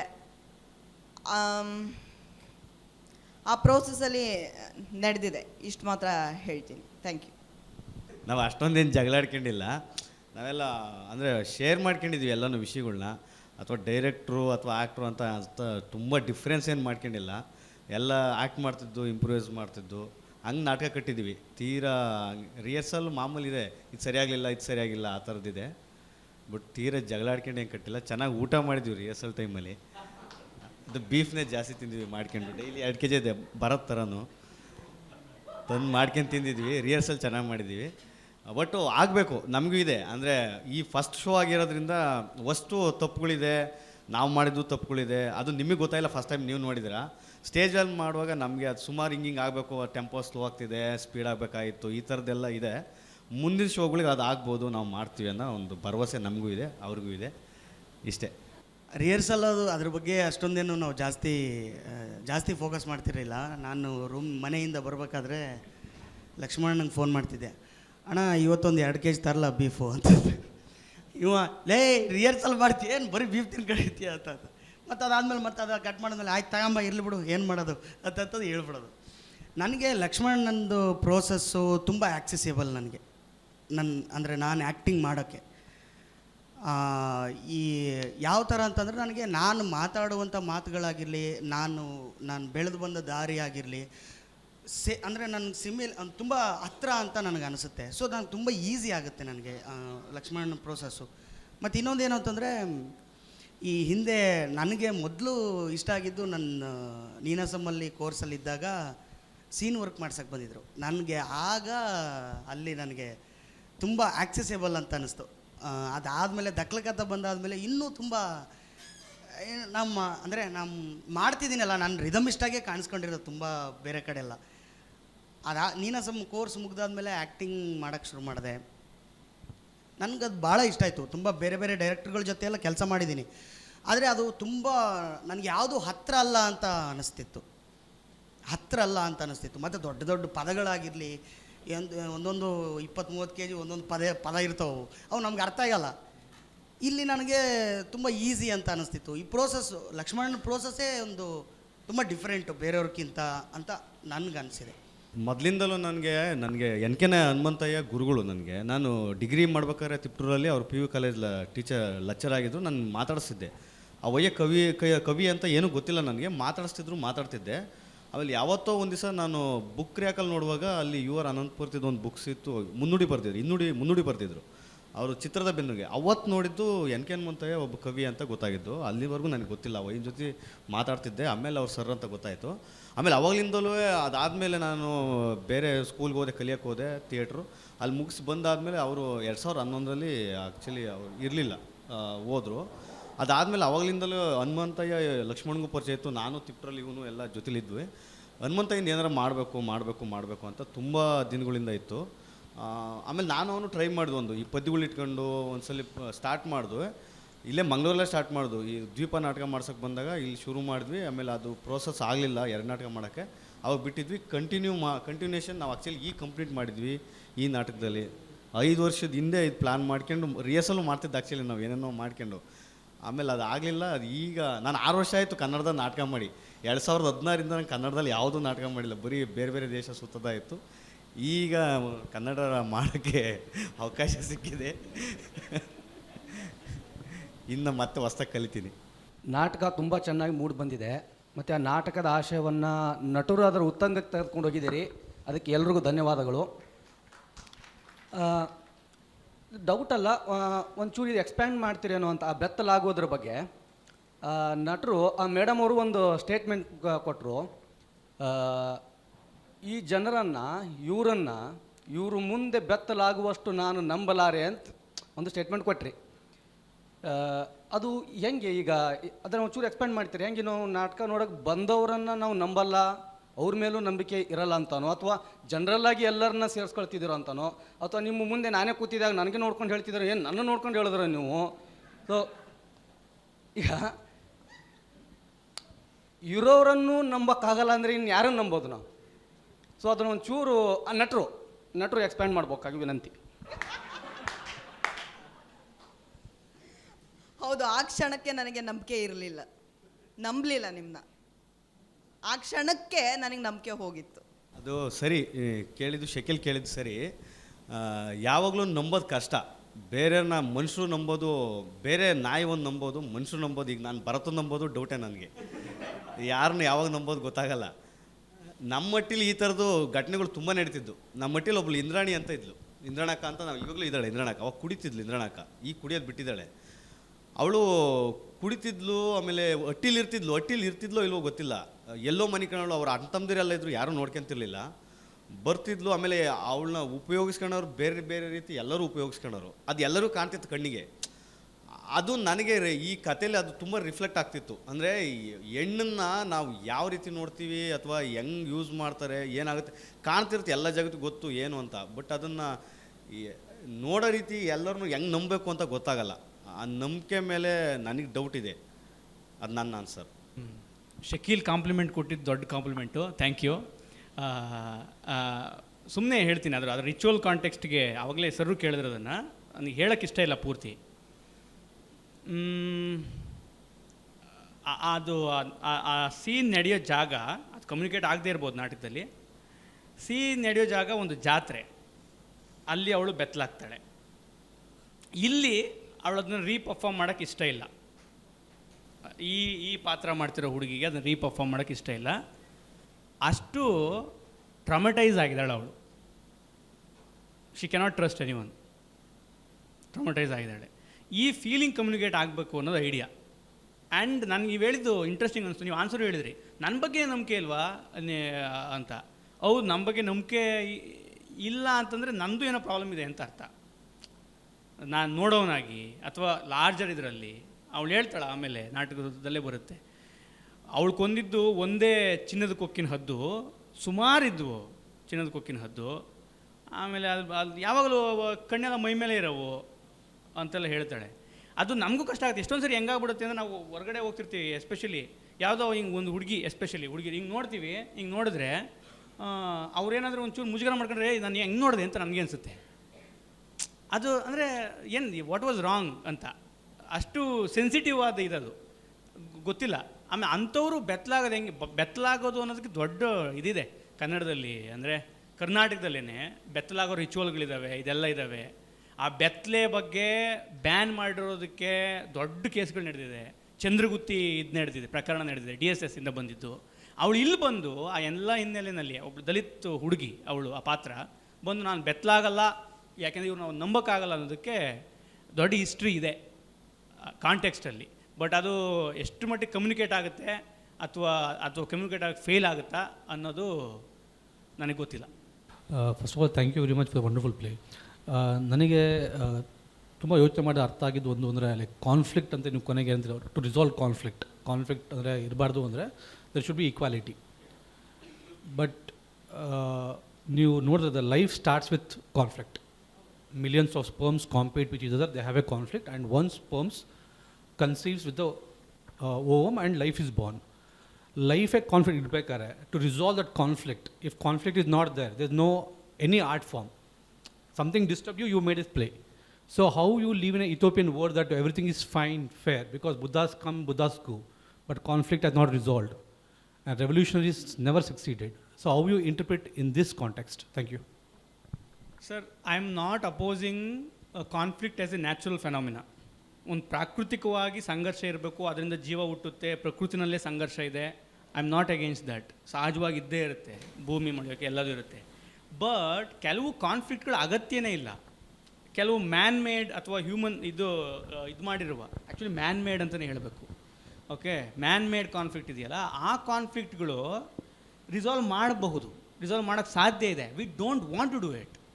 ಅದು ಪ್ರಾಬ್ಲಮ್ ಅಂತ ಹೇಳ್ತಿರೋದು ನಾವು. ನ್ಯಾಚುರಲ್ ಫಿಲಾಮಿನೆ ಎಲ್ಲರೂ ಮಾತಾಡ್ತಿದಾರಲ್ಲ, ಈಗ ಒಂದು ದೊಡ್ಡ ಚರ್ಚೆ ಆಗ್ತಿದೆ ಫೋಟೋ ಸಿನಿಮಾ ಬಗ್ಗೆ. ಅದೊಂದು ಕರೋನಾ ಅನ್ನೋದು ಒಂದು ಪ್ರಾಕೃತಿಕ ವಿಕೋಪ, ಅದರಿಂದ ಜನ ಸತ್ತರು, ಎಲ್ಲರೂ ನೋವು ಉಂಡಿದ್ದಾರೆ. ಎಲ್ಲರೂ ಸಮಾನವಾಗಿ ನೋವು ಉಂಡಿಲ್ಲ, ಸುಳ್ಳದು. ನಾವೆಲ್ಲರೂ ಏನು ಹೇಳ್ಬಿಡ್ತೀವಿ ಅಂತಂದರೆ, ನಾವೆಲ್ಲರೂ ಸಮಾನವಾಗಿ ನೋವು ಉಂಡಿದ್ದೀವಿ, ಅವ್ರ ದುಃಖ ನಮ್ಮ ದುಃಖ ಒಂದೇ ಅಂತ. ಅವ್ರ ದುಃಖ ನನ್ನ ದುಃಖ ಒಂದೇ ಆಗಕ್ಕೆ ಸಾಧ್ಯ ಇಲ್ಲ. ನಾವು ಒಂದು ಸರ್ಕಲ್ನಲ್ಲಿ ಎಲ್ಲಿ ನಿಂತಿದ್ದೀವಿ ಅನ್ನೋದ್ರ ಮೇಲೆ ನಮ್ಮ ದುಃಖ ಏನು ಅಂತ ಡಿಫ್ರೆಂಟ್ ಆಗುತ್ತೆ, ಬೇರೆ ಆಗುತ್ತೆ. ಇದು ಕಾನ್ಫ್ಲಿಕ್ಟ್ ಇರೋದು. ಇದನ್ನು ನಾವು ಸಾಲ್ವ್ ಮಾಡ್ಕೋಬೋದು. ಆಮೇಲೆ ಅನ್ಲೆಸ್ ಇದು ಸಾಲ್ವ್ ಆಗಲ್ಲ, ರೆವಲ್ಯೂಷನ್ ಸಕ್ಸೀಡ್ ಆಗಿಲ್ಲ ಅಂತ ಹೇಳಿ ನಾನು ಕಾನ್ಫ್ಲಿಕ್ಟ್ ಇದೆ ಅಂತ ಇಲ್ಲ ಅಂತ ಹೇಳದೆ ಇರೋಕ್ಕೆ ಆಗಲ್ಲ. ನಾನು ಹೇಳಲೇಬೇಕಾಗತ್ತೆ. ನಾನು ಕಂಟಿನ್ಯೂಸ್ ಆಗಿ ನೋಡಿ ಇದು ಇದೆ ಇದೆ ಇದೆ ಅಂತ. ಜಗತ್ತಿನ ದೊಡ್ಡವರೆಲ್ಲ ಅದನ್ನೇ ಮಾಡಿರೋದು. That's what I can do. ಅಷ್ಟನ್ನೇ ಮಾಡೋಕ್ಕೆ ಸಾಧ್ಯ ನನ್ನ ಕೈಲಿ ಆರ್ಟಿಸ್ಟಾಗಿ. ನನಗೆ ಸಾಲ್ವ್ ಮಾಡೋಕ್ಕೆ ನನಗೇನು ಇದಿಲ್ಲ, ನನ್ನ ಹತ್ರ ಏನದು ಆನ್ಸರ್ಗಳು ಇಲ್ಲ. ಹಿಂಗಿದೆ, ಹಿಂಗೆ ಆಗ್ತಿದೆ ಅಂತ ಹೇಳೋದು ನನ್ನ ಕೆಲಸ ಅಂತ ಅಂದ್ಕೊಂಡಿದ್ದೀನಿ ನಾನು. ಮತ್ತು ಹೆಚ್ಚು ಇದನ್ನು ಆಮೇಲೆ ಸಣ್ಣ ಕಾನ್ಫ್ಲಿಕ್ಟ್ಗಳಿಗೆ ಹೆಂಗೆ ಸಣ್ಣ ಇದನ್ನು ಸಣ್ಣ. So, just extent of the first question. Unless we resolve the internal conflict, which happens within our body and mind, do you think we have a chance of addressing the bigger conflict which happens in society? Unless the change happens with oneself, do you think the possibility of change the world the way you concluded the play? One self ಅನ್ನೋದಿಲ್ಲ sir. Thich Nhat Hanh ಅಂತ Buddhist monk ಇದ್ದಾನೆ, ಅವ್ನು ಹೇಳ್ತಾನೆ there is nothing like one, we are all together. ನಾನು ನನ್ನ ಕಾನ್ಫ್ಲಿಕ್ಟ್ನ ಸರಿ ಮಾಡ್ಕೊಳ್ಳೋದು ಅಂದರೆ ಜಗತ್ತಿನ ಎಲ್ಲರ ಇದನ್ನು ಸರಿ ಮಾಡ್ಕೊಂಡಂಗೆ ಅರ್ಥ. ಒಂದು ಅನ್ನೋದಿಲ್ಲ, ಯಾಕೆಂದ್ರೆ ನಾನು ಅನ್ನೋದು ಎಲ್ಲರಿಂದನೂ ಅಫೆಕ್ಟ್ ಆಗಿ ಬಂದಿದೆ. ನನ್ನೊಳಗಿರೋ ಕಾನ್ಫ್ಲಿಕ್ಟು ಸುಮ್ಮನೆ ಅದಾಗದೇ ಅದಾಗದೇ ಬಂದಿಲ್ಲ. ಇವ್ರು ಹೇಳ್ತಿರೋ ಟ್ರೊಮ್ಯಾಟಿಕ್ ಕಥೆಗಳು ಅವರವರೇ ಕೂತ್ಕೊಂಡು ಇಮ್ಯಾಜಿನ್ ಮಾಡ್ಕೊಂಡಿಲ್ಲ. ಅದರಲ್ಲಿ ಜನ ಇದ್ದಾರೆ, ಅದರಲ್ಲಿ ಯಾರ್ಯಾರೋ ಬಂದು ಒಳಗೊಂಡಿದ್ದಾರೆ, ಇನ್ಯಾರ್ಯಾರೋ ಬಂದಿದ್ದಾರೆ. ಅವರೆಲ್ಲರೂ ಬಂದಿರೋದ್ರಿಂದ we have to resolve it collective ಆಗೇ ನಾವು ರಿಸಾಲ್ವ್ ಮಾಡ್ಕೋಬೇಕು. ಈ ಇದಿದೆಯಲ್ಲ, ಈ ಸ್ಪಿರಿಚುವಲ್ ಇದಿದೆಯಲ್ಲ, ಸೆಲ್ಫಲ್ಲಿ ನಾವು ರಿಸಾಲ್ವ್ ಮಾಡ್ಕೊಂಡ್ರೆ ಎಲ್ಲ ಸರಿಯಾಗುತ್ತೆ ಅಂತ. ಸೆಲ್ಫ್ ಅನ್ನೋದು collective self. There is no ಇದು ಒಬ್ಬ ಇದು ಕೂತ್ಕೊಂಡು ನಾನು ಒಬ್ಬ ಮನೇಲಿ ಜಪ ಮಾಡ್ಕೊಂಡು ನಾನು ಸಾಲ್ವ್ ಮಾಡ್ಕೊತೀನಿ ಆಮೇಲೆ ಜಗತ್ತಿಗೆ ಹೋಗ್ತೀನಿ, ಹಂಗೆ ಹೋಗೋಕ್ಕೆ ಸಾಧ್ಯನೇ ಇಲ್ಲ. It's a continuous process that happens collectively. I feel this is what I think is what I feel. ನಮಸ್ತೆ, ನನ್ನ ಹೆಸರು ಡಿ ಗೋಪಾಲಕೃಷ್ಣ ಅಂತ. ನಾನು ಬೆಂಗಳೂರು ಅನೇಕ ತಂಡದಿಂದ ಬಂದಿದ್ದೀನಿ. ನಾನು ನಿಮ್ಮ ದಕ್ಕಲಕಥ ಬೆಂಗಳೂರಲ್ಲಿ 2-3 ಸಲ ನೋಡಿದೆ. ನಮ್ಮ ಕಲೆಕ್ಟಿವ್ ಜಂಗಮ ಕಲೆಕ್ಟಿವಲ್ಲಿ ನೋಡಿದೆ, ಅಲ್ಲೂ ಪೂರ್ತಿ ಅರ್ಥ ಆಗಲಿಲ್ಲ. ಆಮೇಲೆ ಇಟ್ಫಾಕ್ 1.5 ವರ್ಷದ ಹಿಂದೆ ಟ್ರಿಚೂರಲ್ಲಿ ಹೋಗಿ ಅಲ್ಲಿ ನೋಡಿದ ಮೇಲೆ ಸ್ವಲ್ಪ ಅರ್ಥ ಆಗೋಕ್ಕೆ ಶುರುವಾಯಿತು. ಈಗ ಐ ರಿಯಲಿ ಕಂಗ್ರ್ಯಾಚುಲೇಟ್ ಯು 2 ವಿಷಯಗಳಿಗೆ. ಒಂದು, ಆಹಾರ ಪದ್ಧತಿ ಬಗ್ಗೆ ಒಂದು ಹುಟ್ಟಾಕಿದ್ದೀರಿ. ಇದ್ರ ಬಗ್ಗೆ ಹೆಚ್ಚು ತಲೆ ಕೆಡಿಸ್ಕೋಬಾರ್ದು. Actually each persons individual right are individual, it is a common thing. Just like ಉಸಿರಾಡೋ ಥರ ನಮಗೆ ಏನು ಇಷ್ಟನೋ ಅದು ಇದು ಮಾಡ್ತೀವಿ, ಅದು ಆಹಾರ ಸ್ವಾತಂತ್ರ್ಯ. ಅದು ಒಂದು ಕಾನ್ಸೆಪ್ಟ್ ಮಾಡಿದ್ದೀರಿ. ಇನ್ನೊಂದು, ನೀವೇ ಹೇಳಿದ್ರಿ ಹೆಣ್ಣು ಗಂಡಿನ ಸಂಬಂಧ ವೆರಿ ಕಾಂಪ್ಲೆಕ್ಸು, ಸಂಕೀರ್ಣವಾದ್ದು. ಅದನ್ನು ಸಹ ತುಂಬ ಅಡ್ವಾನ್ಸ್ಡ್ ಸ್ಟೇಜಲ್ಲಿ ನೀವು ಇದು ಆಗಬೇಕು. ಹೆಣ್ಣು ಗಂಡು ಹೇಗೆ ಒಟ್ಟಿಗೆ ಮದುವೆ ಅನ್ನೋ ರಿಲೇಷನ್ಶಿಪ್ ಇಲ್ಲದೇನೂ ಸಂತೋಷವಾಗಿ ಈಕ್ವಾಲಿಟಿ ಮೇಲೆ ಇರೋ ಒಂದು ಕಾನ್ಸೆಪ್ಟನ್ನ ತಂದಿದ್ದೀರಿ. ಅದಕ್ಕೆ ನಾನು ನಿಮ್ಮನ್ನು ನಿಜವಾಗ್ಲೂ ಈ ಮಾಧ್ಯಮದ ಮೂಲಕ, ನಾಟಕದ ದೃಶ್ಯ ಮಾಧ್ಯಮದ ಮೂಲಕ ನೀವು ಸಮ್ ಚೇಂಜಸ್ ಇನ್ ಸೊಸೈಟಿ ನೀವು ತರ್ತಿದ್ದೀರಿ. ಅದಕ್ಕೆ ನನ್ನ heartfelt congratulations. Thank you. ಇದು ನಮ್ಮ ನಟ ಭರತ್ ಅವರಿಗೆ ಪ್ರಶ್ನೆ ಇದು. ನೀವು ಏನೋ ಸಂಗೀತಕಾರನಾಗುವ ಹಂಬಲದಿಂದ ನಿಮ್ಮ ಹಳ್ಳಿ ಬಿಟ್ಟು ಇಲ್ಲಿಗೆ ಬಂದಿರ್ತೀರಿ. ಇಲ್ಲಿ ಯಾವುದೋ ಒಂದು ಕಾಂಪಿಟೇಷನಲ್ಲಿ ಸೆಲೆಕ್ಟು ಆಗ್ತೀರಿ. ಆ ಸಮಯದಲ್ಲಿ ನಿಮ್ಮ ಮನೆ ಖಾಲಿ ಮಾಡಬೇಕು ಅಂತ ಸುದ್ದಿ ತಿಳಿಸ್ತಾರೆ. ಆಗ ನೀವು ನಿಮ್ಮ ಮನಸ್ಥಿತಿನ ಸರಿಯಾಗಿಯೇ ಬಿಂಬಿಸಿದ್ದೀರಾ ಅಂತ ನಾನು ಅಂದ್ಕೊಂಡಿದ್ದೀನಿ. ವೈಯಕ್ತಿಕವಾಗಿ ಆ ಥರದ್ದು ಏನಾದರೂ ನಿಮಗೆ ಆದರೆ ನಿಮ್ಮ ಮನಸ್ಸಿನ ತಳಮಳ ಹೇಗಿರಬಹುದು ಅಂತ. ನಾನು 10th ಮುಗಿದ್ಮೇಲೆ PUC ಮುಗಿದ್ಮೇಲೆ ತಮಟೆ ನುಡಿಸ್ಲಿಲ್ಲ ನಾನು. ಈ 8ನೇತೆಯಿಂದ 10ನೇ ತರಗತಿವರೆಗೂ ನಾವು ಅಪ್ಪನ ಜೊತೆ ಬೀದಿ ನಾಟಕಕ್ಕೆ ಹೋಗ್ತಿದ್ದೆ. ನಾವು ಅಪ್ಪ ಬೀದಿ ನಾಟಕ ಕಲಾವಿದರು, ಡಿಂಗ್ರಿ ನರಸಪ್ಪ ಅಂತ. ಅವ್ರ ಜೊತೆ ನಾನು ಸ್ಕೂಲ್ಗೆಲ್ಲ ಹೋಗ್ತಿರ್ಲಿಲ್ಲ. ಶಾಲೆಗೆ ನಮ್ಮ ಅವ್ವ ಕಳಿಸ್ತಿದ್ಲು, ಹೋಗೋ ಅಂತ. ಇಲ್ಲ, ನಾನು ಅಪ್ಪನ ಜೊತೆ ಬೀದಿ ನಾಟಕಕ್ಕೆ ಹೋಗ್ತೀನಿ ತಮಟೆ ನುಡ್ಸೋಕ್ಕೆ ಅಂತ ಹೋಗ್ತಿದ್ದೆ. ಅದಾದಮೇಲೆ ನಾನು 10th ಒಬ್ಬರಿಗೆ ಅಪರ್ ಕಾಸ್ಟ್ನವ್ರಿಗೆ ತಮಟೆ ಕಲಿಸ್ಬೇಕಿತ್ತು. ಒಬ್ಬ ಮಗನಿಗೆ, ಅವನಕ್ಕಿಂತ ಒಂದು ಸ್ವಲ್ಪ ಚಿಕ್ಕವನು, ಅವನಿಗೆ ಕಲ್ಸಕ್ಕೆ ಹೋಗಿದ್ದೆ. ಕಲ್ಸಕ್ಕೆ ಹೋಗಿದ್ದರೆ 1 ದಿನ 2 ದಿನ ಕಲಿಸ್ಕೊಟ್ಟೆ. ಅದಾದಮೇಲೆ 3ನೇ ದಿನಕ್ಕೆ ಅವರ ದೊಡ್ಡಪ್ಪ, ಆ ಮಗ ಏನಿದಾನಲ್ಲ ಅವ್ನು ದೊಡ್ಡಪ್ಪ ಬಂದು ನನ್ನ ಈ ಕುತ್ತಿಗೆ ಹಿಡಿದು ಆಚೆ ತಳ್ದ.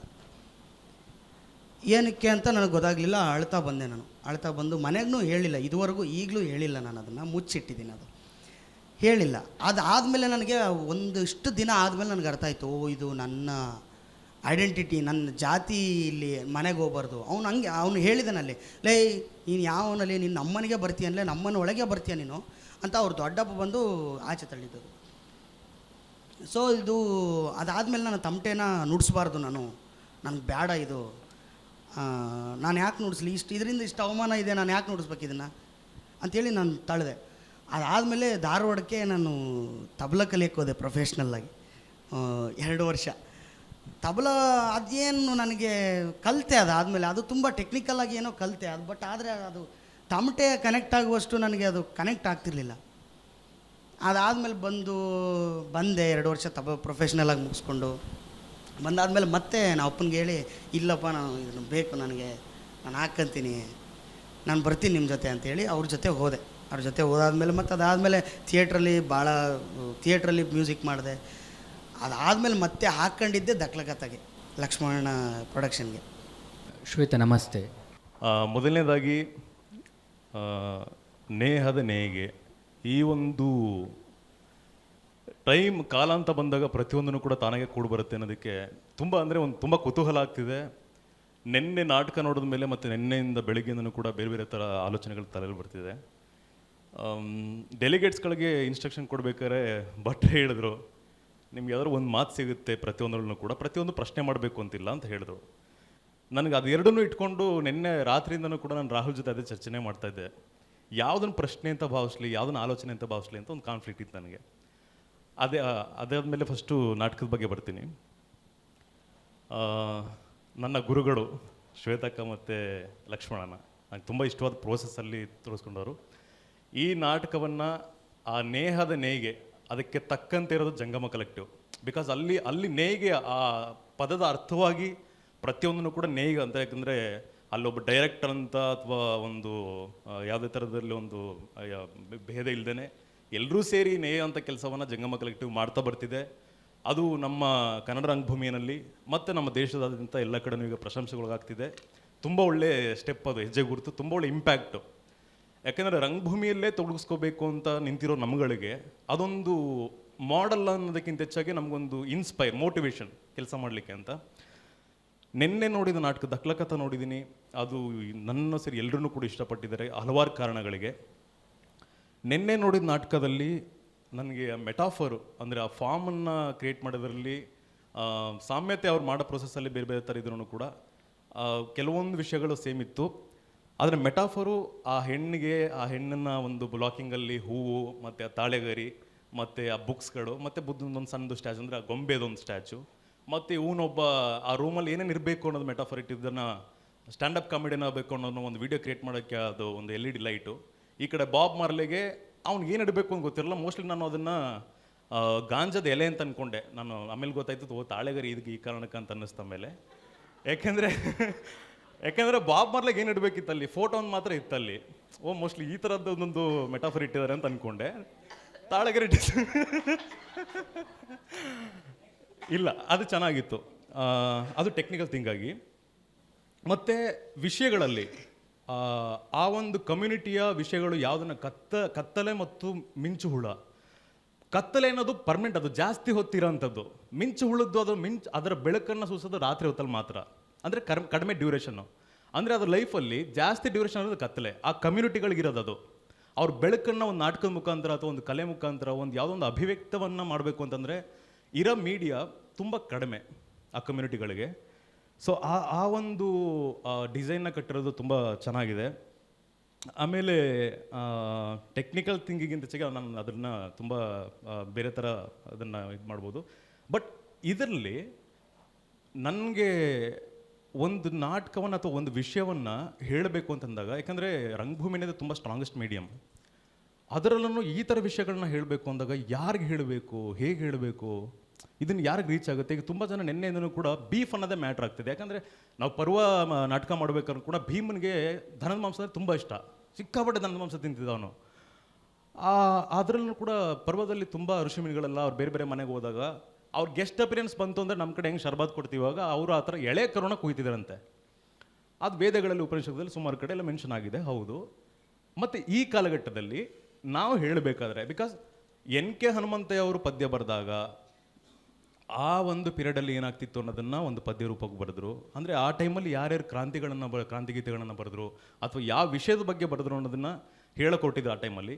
ಅದನ್ನು ನಾವು ಎಕ್ಸಾಂಪಲ್ ತೊಗೊಂಡು ಇವಾಗ ಹೇಳಬೇಕು ಅಂತಂದಾಗ ನನಗೆ ಕಾಡ್ತಾ ಇದ್ದೇನು ಅಂತಂದರೆ, ಫಾರ್ ಎಕ್ಸಾಂಪಲ್ ಪ್ರಾಣಿಗಳಿಗೆ ನ್ಯಾಚುರಲ್ ಆಗಿಯೇ ಆ ಜೀನ್ಸಲ್ಲೇ ಇನ್ಬಿಲ್ಟ್ ಆಗಿರುತ್ತೆ. ಈಗ ಫಾರ್ ಎಕ್ಸಾಂಪಲ್ ಆಮೆಗೆ ಈಜೋಡೋದ್ರೆ ಅಮ್ಮ ಹೇಳ್ಕೊಡಲ್ಲ, ಮೊಟ್ಟೆ ಇಡುತ್ತೆ, ಅದು ಹೋಗ್ಬಿಡುತ್ತೆ. ತಾವಾಗೇನೆ ಸಮುದ್ರ ಸೇರ್ತವೆ, ಅದೇನು ತಿನ್ನಬೇಕು ಅಂತ ಹೋಗುತ್ತೆ. ಒಂದು ಬೆಕ್ಕಿನ ಮರಿ, ಬೆಕ್ಕು ಅದು ಮರಿ ಹಾಕಿದ್ಮೇಲೆ ಅದ್ರ ಅಮ್ಮ ಸತ್ತೋದ್ರೂ ಕೂಡ ಅದು ಹೋಗಿ ವೆಜ್ ತಿನ್ನಲ್ಲ. ಮೀನನ್ನು ಹೇಗೆ ತಿನ್ನಬೇಕು ಅಂತ ಅದು ಗೊತ್ತಿರುತ್ತೆ, ಯಾರು ಕಲಿಸ್ಕೊಡಲ್ಲ ಅದಕ್ಕೆ, ಆಯಿತಾ. ಒಂದು ಪಕ್ಷಿಗೆ ಅದು ಹೇಗೆ ಆರಬೇಕು, ಅದರ ಆಹಾರವನ್ನು ಹೇಗೆ ಹುಡ್ಕೋಬೇಕು, ಅದ್ರ ಬದುಕನ್ನು ಹೇಗೆ ನೋಡ್ಕೋಬೇಕು ಅನ್ನೋದು ಅದು ತಾನಾಗೇ ಅದು ಮಾಡೋಂಥದ್ದು, ಆಯಿತಾ. ಆದರೆ ಮನುಷ್ಯ ಅವನು ಹುಟ್ಟಿದಾಗಿಂದ ಪ್ರತಿ ಹೆಜ್ಜೆ ಇಡಬೇಕಾದ್ರೆ ಅವ್ನು ಹೇಗೆ ಹೆಜ್ಜೆ ಇಡಬೇಕು, ಹೇಗೆ ನಿಂತ್ಕೋಬೇಕು, ಹೇಗೆ ಮಾತಾಡಬೇಕು. ಸೊ ಕಾನ್ಫ್ಲಿಕ್ಟ್ ಅನ್ನೋ ವರ್ಡನ್ನ ತುಂಬ ಕನೆಕ್ಟ್ ಆಯ್ತು ಅಲ್ಲಿಗೆ. ನಾವು ಪ್ರತಿಯೊಂದನ್ನು ಕೂಡ ಕಲೆಕ್ಟಿವ್ ಆಗಿ ಯಾವುದನ್ನು ಯಾರಿಂದನೂ ಕಲಿತಾ ಬರ್ತೀವಿ. ಒಂದು ಮಗು ಬೆಳೀತಾ ಇದೆ ಅಂತಂದರೆ ಅದಕ್ಕೆ ಇನ್ಫ್ಲುಯೆನ್ಸು ಅದರ ಅಪ್ಪ ಅಮ್ಮ ಸುತ್ತ ಅದರ ವಾತಾವರಣದಲ್ಲಿ ಯಾರಿದೆ ಅಷ್ಟು ಇನ್ಫ್ಲುಯೆನ್ಸಿಂದ ಸ್ವಲ್ಪ ಇನ್ಫ್ಲುಯೆನ್ಸಾಗಿ ಬೆಳೀತಾ ಬರುತ್ತೆ ಅದು. ಮತ್ತು ಭಟ್ರು ನಿನ್ನೆ ಒಂದು ವಿಷಯ ಹೇಳಿದ್ರು, ನಮಗೆ ಯಾವ ವಿಷಯ ಗೊತ್ತಿರುತ್ತೋ, ನಮ್ಮ ಅನುಭವಕ್ಕೆ ಯಾವ್ದು ಬಂದಿರುತ್ತೋ ಅದು ನಮಗೆ ಹಿಡಿಸುತ್ತೆ. ಅಥವಾ ನಮ್ಮ ಅನುಭವಕ್ಕೆ ಯಾವ್ದು ಬಂದಿರಲ್ವೋ ಅದು ಆಲೋಚನೆ ಮಾಡ್ತೀವಿ ಅಥವಾ ಪ್ರಶ್ನೆ ಮಾಡ್ತೀವಿ, ಅದು ನಮ್ಗೆ ಇಷ್ಟ ಆಗಲ್ಲ ಅಂತಂತಂದರು. ಆ ವಿಷಯದಲ್ಲಿ ಮನುಷ್ಯನದು ಕಾನ್ಫ್ಲಿಕ್ಟ್ ಅಂತ ಬಂದಾಗ ಆಹಾರವನ್ನು ನೀವು ಸ್ಟೇಜ್ ಮೇಲೆ ತೋರಿಸ್ಬೇಕಾದ್ರೆ ಅಥವಾ ಈ ವಿಷಯವನ್ನು ಹೇಳಬೇಕಾದ್ರೆ ಒಂದು ಲಕ್ಷ್ಮಣನ ಫಸ್ಟ್ ಒಂದು ವರ್ಡ್ ಹೇಳಿದರು, ಸಮುದಾಯದ ಜೊತೆ ಒಡನಾಟ ಅಂತ. ನಾವು ನೇರವಾಗಿ ನಾನು ಹೀಗೆ ಬದುಕ್ತೀನಿ ಗುರು, ನಾನು ತಿಂತಾ ಇರೋದೇ ಹಿಂಗೆ, ಏನು ಮಾಡಬೇಕೀಗ ಅಂತ ಹೇಳಬೇಕಾ, ಅಥವಾ ಅದನ್ನು ಅವರಿಗೆ ನಾವು ಇಲ್ಲ ತಿನ್ನೋದು ಕೂಡ ನಮ್ಮ ಸಂಸ್ಕೃತಿ ಈ ಥರ ಇದೆ, ಯಾಕಂದರೆ ಕ್ರಾಂತಿ ಹೋರಾಟ ಸಂಘರ್ಷ ಇರುತ್ತೆ ಅಂತ ಹೇಳೋದಾದರೆ ಹೌದು ಇತ್ತು. ಯಾವ ಕಾಲಘಟ್ಟದಲ್ಲಿ ಏನೇನಿತ್ತು, ಅದೇ ವೇದ ಉಪನಿಷತ್ತಲ್ಲಿ ಬದುಕಂಥ ಕಾಲಘಟ್ಟದಲ್ಲಿ ಕರು ತಿನ್ನೋದು ಇಷ್ಟು ಕಾನ್ಫ್ಲಿಕ್ಟ್ ಆಗಿರಲಿಲ್ಲ, ದನ ತಿನ್ನೋದು ಇಷ್ಟು ಕಾನ್ಫ್ಲಿಕ್ಟ್ ಆಗಿರಲಿಲ್ಲ, ಅದು ಸಂಭ್ರಮ ಆಗಿತ್ತು ಅವ್ರಿಗೆ. ಎಳೆ ಕರು ತಿಂದರೆ ಎಳೆ ಕರು ಮಾಂಸ ಅಂತ ಹೇಳ್ತಿದ್ರು. ಆದರೆ ಇವಾಗ ಬೀಫ್ ತಿಂತಿದ್ದೀನಿ, ಬೀಫ್ ಅಂತ ಬರ್ತಿರೋದು ಇತ್ತೀಚೆಗೆ. ಮುಂಚೆ ಅದನ್ನು ಮಟನ್ ಅಂತಿದ್ರು, ದೊಡ್ಡ ಮಾಂಸ ಮಟನ್ ಅಂತ, ದೊಡ್ಡ ಮಟನ್ ಅನ್ನೋರು ನಾನು ಕೇಳ್ದಂಗೆ, ಆಯಿತಾ. ಅದನ್ನು ಇವಾಗ ಹೇಳ್ಬೇಕಾದ್ರೆ ನೇರವಾಗಿ ಹೇಳಬೇಕಾದ್ರೆ ಒಡನಾಟ ಹೇಗೆ ಮಾಡ್ದಂಗೆ ಆಗುತ್ತೆ. ಈಗ ತುಂಬ ಜನಕ್ಕೆ ಪ್ರಶ್ನೆ ಬಂದಿದ್ದು ಅದು, ತುಂಬ ಜನಕ್ಕೆ ಅಂದರೆ ನಾವು ಹೇಳಬೇಕಾದ್ರೆ ಕೆಲವೊಂದು ನಾಟಕ, ಅದನ್ನು ಹೆಸರು ಹೇಳಲ್ಲ ನಾನು, ಕೆಲವೊಂದು ಇತ್ತೀಚೆಗಾಗಿದ್ದ ನಾಟಕದಲ್ಲಿ ಒಂದೆರಡು ನಾಟಕ ಆಯಿತು. ಸೊ ಎರಡು ಕಾಂಟೆಸ್ಟ್ ನಾಟಕಗಳಾಗ್ತಿದೆ ರಂಗಭೂಮಿನಲ್ಲಿ, ಬೇರೆ ಥರದಲ್ಲಿ ಒಂದು ಸೌಂಡ್ ಮಾಡಿದಂಥ ನಾಟಕಗಳಲ್ಲಿ ಎರಡೂ ಥರದ ಬಲಗ ಎಡ ಎರಡರಲ್ಲೂ ಕೂಡ ಒಂದು ಇನ್ಫ್ಲುಯೆನ್ಸ್ ಇರೋಂಥ ನಾಟಕಗಳಾಗ್ತಿದೆ. ಒಂದು ನಾಟಕ ಮಾಡ್ತಾರೆ, ಅದಕ್ಕೆ ಸಪೋರ್ಟ್ ಮಾಡೋಂಥ ಅದಕ್ಕೆ ಸಂಬಂಧಪಟ್ಟಂಥ ಜನಗಳು ಮಾತ್ರ ಬಂದು ನೋಡ್ತಾರೆ. ಇನ್ನೊಂದು ಥರ ನಾಟಕ ಮಾಡ್ತಾರೆ, ಅದನ್ನು ಯಾರು ರೂಢಿ ಮಾಡ್ತಿರ್ತಾರೋ ಆ ಒಂದು ಕಮ್ಯುನಿಟಿನಲ್ಲಿ ಯಾರು ಇರ್ತಾರೋ ಅಥವಾ ಅದನ್ನ ಯಾರು ಪಾಲಿಸ್ತಾರೋ ಅವ್ರು ಮಾತ್ರ ನೋಡ್ತಾರೆ. ನಾವು ನಾಟಕ ನೋಡಬೇಕಿರೋದು, ಬದಲು ಮಾಡಬೇಕಿರೋದು ಯಾರನ್ನು, ನಾವು ತೋರಿಸ್ಬೇಕಿರೋದು ಯಾರಿಗೆ. ಈಗ ಒಂದು ನಾಟಕವನ್ನು ಮಾಡಿ ಆ ಸಂಘ ಸಂಸ್ಥೆಗಳು ಮಾತ್ರ ಬಂದು ನೋಡ್ತಿದ್ದಾರೆ, ಅವ್ರು ಮಾತ್ರ ಕ್ಲಾಪ್ಸ್ ಮಾಡ್ತಾರೆ, ಚಪ್ಪಾಳೆ ಮಾಡ್ತಾರೆ ಅಂದಾಗ ನಾವು ಸತ್ಯವನ್ನು ಅರಿವು ಮಾಡಿಸ್ಬೇಕಿರೋದು ಯಾರಿಗೆ, ಎಂಥವ್ರಿಗೆ ನಾವು ನಾಟಕನ ರೀಚ್ ಮಾಡಿಸ್ಬೇಕಿದೆ. ಅಂದರೆ ನನಗೆ ಇದು ಪ್ರಶ್ನೆ ಅನ್ನೋದಕ್ಕಿಂತ ಹೆಚ್ಚಾಗಿ ನಾನು ರಂಗಭೂಮಿನಲ್ಲಿ ಕೆಲಸ ಮಾಡಬೇಕು ನೆಕ್ಸ್ಟ್ ಅಂದಾಗ ನಾನು ಯಾವ ದಿಕ್ಕಿನಲ್ಲಿ ಕೆಲಸ ಮಾಡಬೇಕಿದೆ, ಏನು ಓದಬೇಕಿದೆ ಅನ್ನೋದು. ಬಿಕಾಸ್ ಲಕ್ಷ್ಮಣನ ಪ್ರೋಸೆಸ್ಸು ನಮಗೆ ನೀಲಸಮ್ಮಲ್ಲಿದ್ದಾಗ ಸೀನ್ ವರ್ಕ್ ಮಾಡಿಸಿದ್ದು ನನಗೆ ಸಿಕ್ಕಾಪಟ್ಟೆ ಇಷ್ಟವಾದ ಪ್ರೋಸೆಸ್ಸು. ಬಿಕಾಸ್ ನಮಗೆ ದಾಸ್ತೋಸ್ಕಿ ಆಗಿರ್ಬೋದು, ಮತ್ತು ಸ್ಯಾಮಲ್ ಬೆಕೆಟ್ ಆಗಿರ್ಬೋದು, ನೀಶಾ ಆಗಿರ್ಬೋದು, ಕಾಮು ಆಗಿರ್ಬೋದು, ನಾನು ಅವ್ರನ್ನ ತಿಳ್ಕೊಳಕ್ಕೆ ಶುರು ಮಾಡಿದ್ದೆ ಲಕ್ಷ್ಮಣನಿಂದ. ಯಾಕಂದ್ರೆ ಅವ್ರ ಪ್ರೋಸೆಸ್ ಅಷ್ಟು ಇಂಪ್ಯಾಕ್ಟ್ ಮಾಡಿತ್ತು ನಮಗೆ. ಮತ್ತು ಎನ್ ಕೆ ಹನುಮಂತಯ್ಯ ಅವ್ರದ್ದು ಕತ್ತಲೆಗೆ ಕಾಯುವುದಿಲ್ಲ ನಾಟಕವನ್ನು ನನಗೆ ಮಾಡಿಸಿದ್ದು, ಅದೆಲ್ಲ ಅಷ್ಟು ಅವಾಗಿಂದನೂ ಕೂಡ ಕಾಡ್ತಾ ಇತ್ತು. ಮತ್ತು ಶ್ವೇತಕ್ಕನ ಜೊತೆ ಮಾಡ್ಬೇಕಾರೆ, ಮತ್ತು ಭರತ ನನ್ನ ಬ್ಯಾಚ್ಮೇಟು, ಅವನ ಪ್ರೋಸೆಸ್ಸು ಕೂಡ ನೋಡ್ತಾ ಇದ್ದೀನಿ. ಸೊ ಇದನ್ನು ನಾನು ನಿಮ್ಮ 4 ಜನರ ಜೊತೆ ನಾನು ಒಂದು ಸಂವಾದ ಮಾಡ್ತಾ ಇರೋದು. ಇದನ್ನು ನಾವು ಹೇಳಬೇಕಾದ್ರೆ, ಯಾಕಂದ್ರೆ ನೀವು ಮಾಡಬೇಕಾದ್ರೆ ದಕ್ಲಕಥಾ ಆಗಿರ್ಬೋದು ಅಥವಾ ಸಂವಿಧಾನದ ಇದನ್ನು ನಾಟಕ ಮಾಡಿದ್ದಾಗಿರ್ಬೋದು, ಮತ್ತು ನಿಮ್ಮ ಪ್ರೋಸೆಸ್ಸಲ್ಲಿ ಥಾಟ್ ಪ್ರೋಸೆಸ್ಸಲ್ಲಿ ನೀವು 4 ಜನರದ್ದು ಆಲೋಚನೆಗಳನ್ನು, ಯಾಕಂದರೆ ನಾವು ಅದೇ ದಿಕ್ಕಿನಲ್ಲಿ ಮುಂದಕ್ಕೆ ಬರ್ತಾ ಇರೋಂಥವ್ರು, ಹೇಳಬೇಕಾದ್ರೆ ಒಂದು ಸ್ವಲ್ಪ ಭಯ ಆಗುತ್ತೆ ಇವಾಗ ಇತ್ತೀಚೆಗೆ. ಯಾಕೆಂದರೆ ಲಕ್ಷ್ಮಣನ ಜಂಗಮ ಕಲೆಕ್ಟಿವ್ ಅಂತಂದರೆ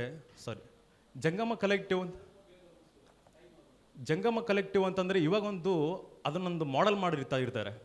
ಇವರು ಅಂದರೆ ಅದೇ ಥರ ನಾಟಕ ಮಾಡೋರು. ಹಂಗಾದಾಗ ಎಂಥ ಜನಗಳಿಗೆ ನಾವು ರೀಚ್ ಮಾಡಬೇಕಾಗುತ್ತೆ, ಇದೊಂದು ನನಗೆ ಪ್ರಶ್ನೆ ಆಗ್ತಿದೆ. ಸೊ ಯಾವ ಒಂದು ಎಚ್ಚರಿಕೆಯಿಂದ ನಾವು ನಾಟಕ ಕಟ್ಟಬೇಕಾಗುತ್ತೆ?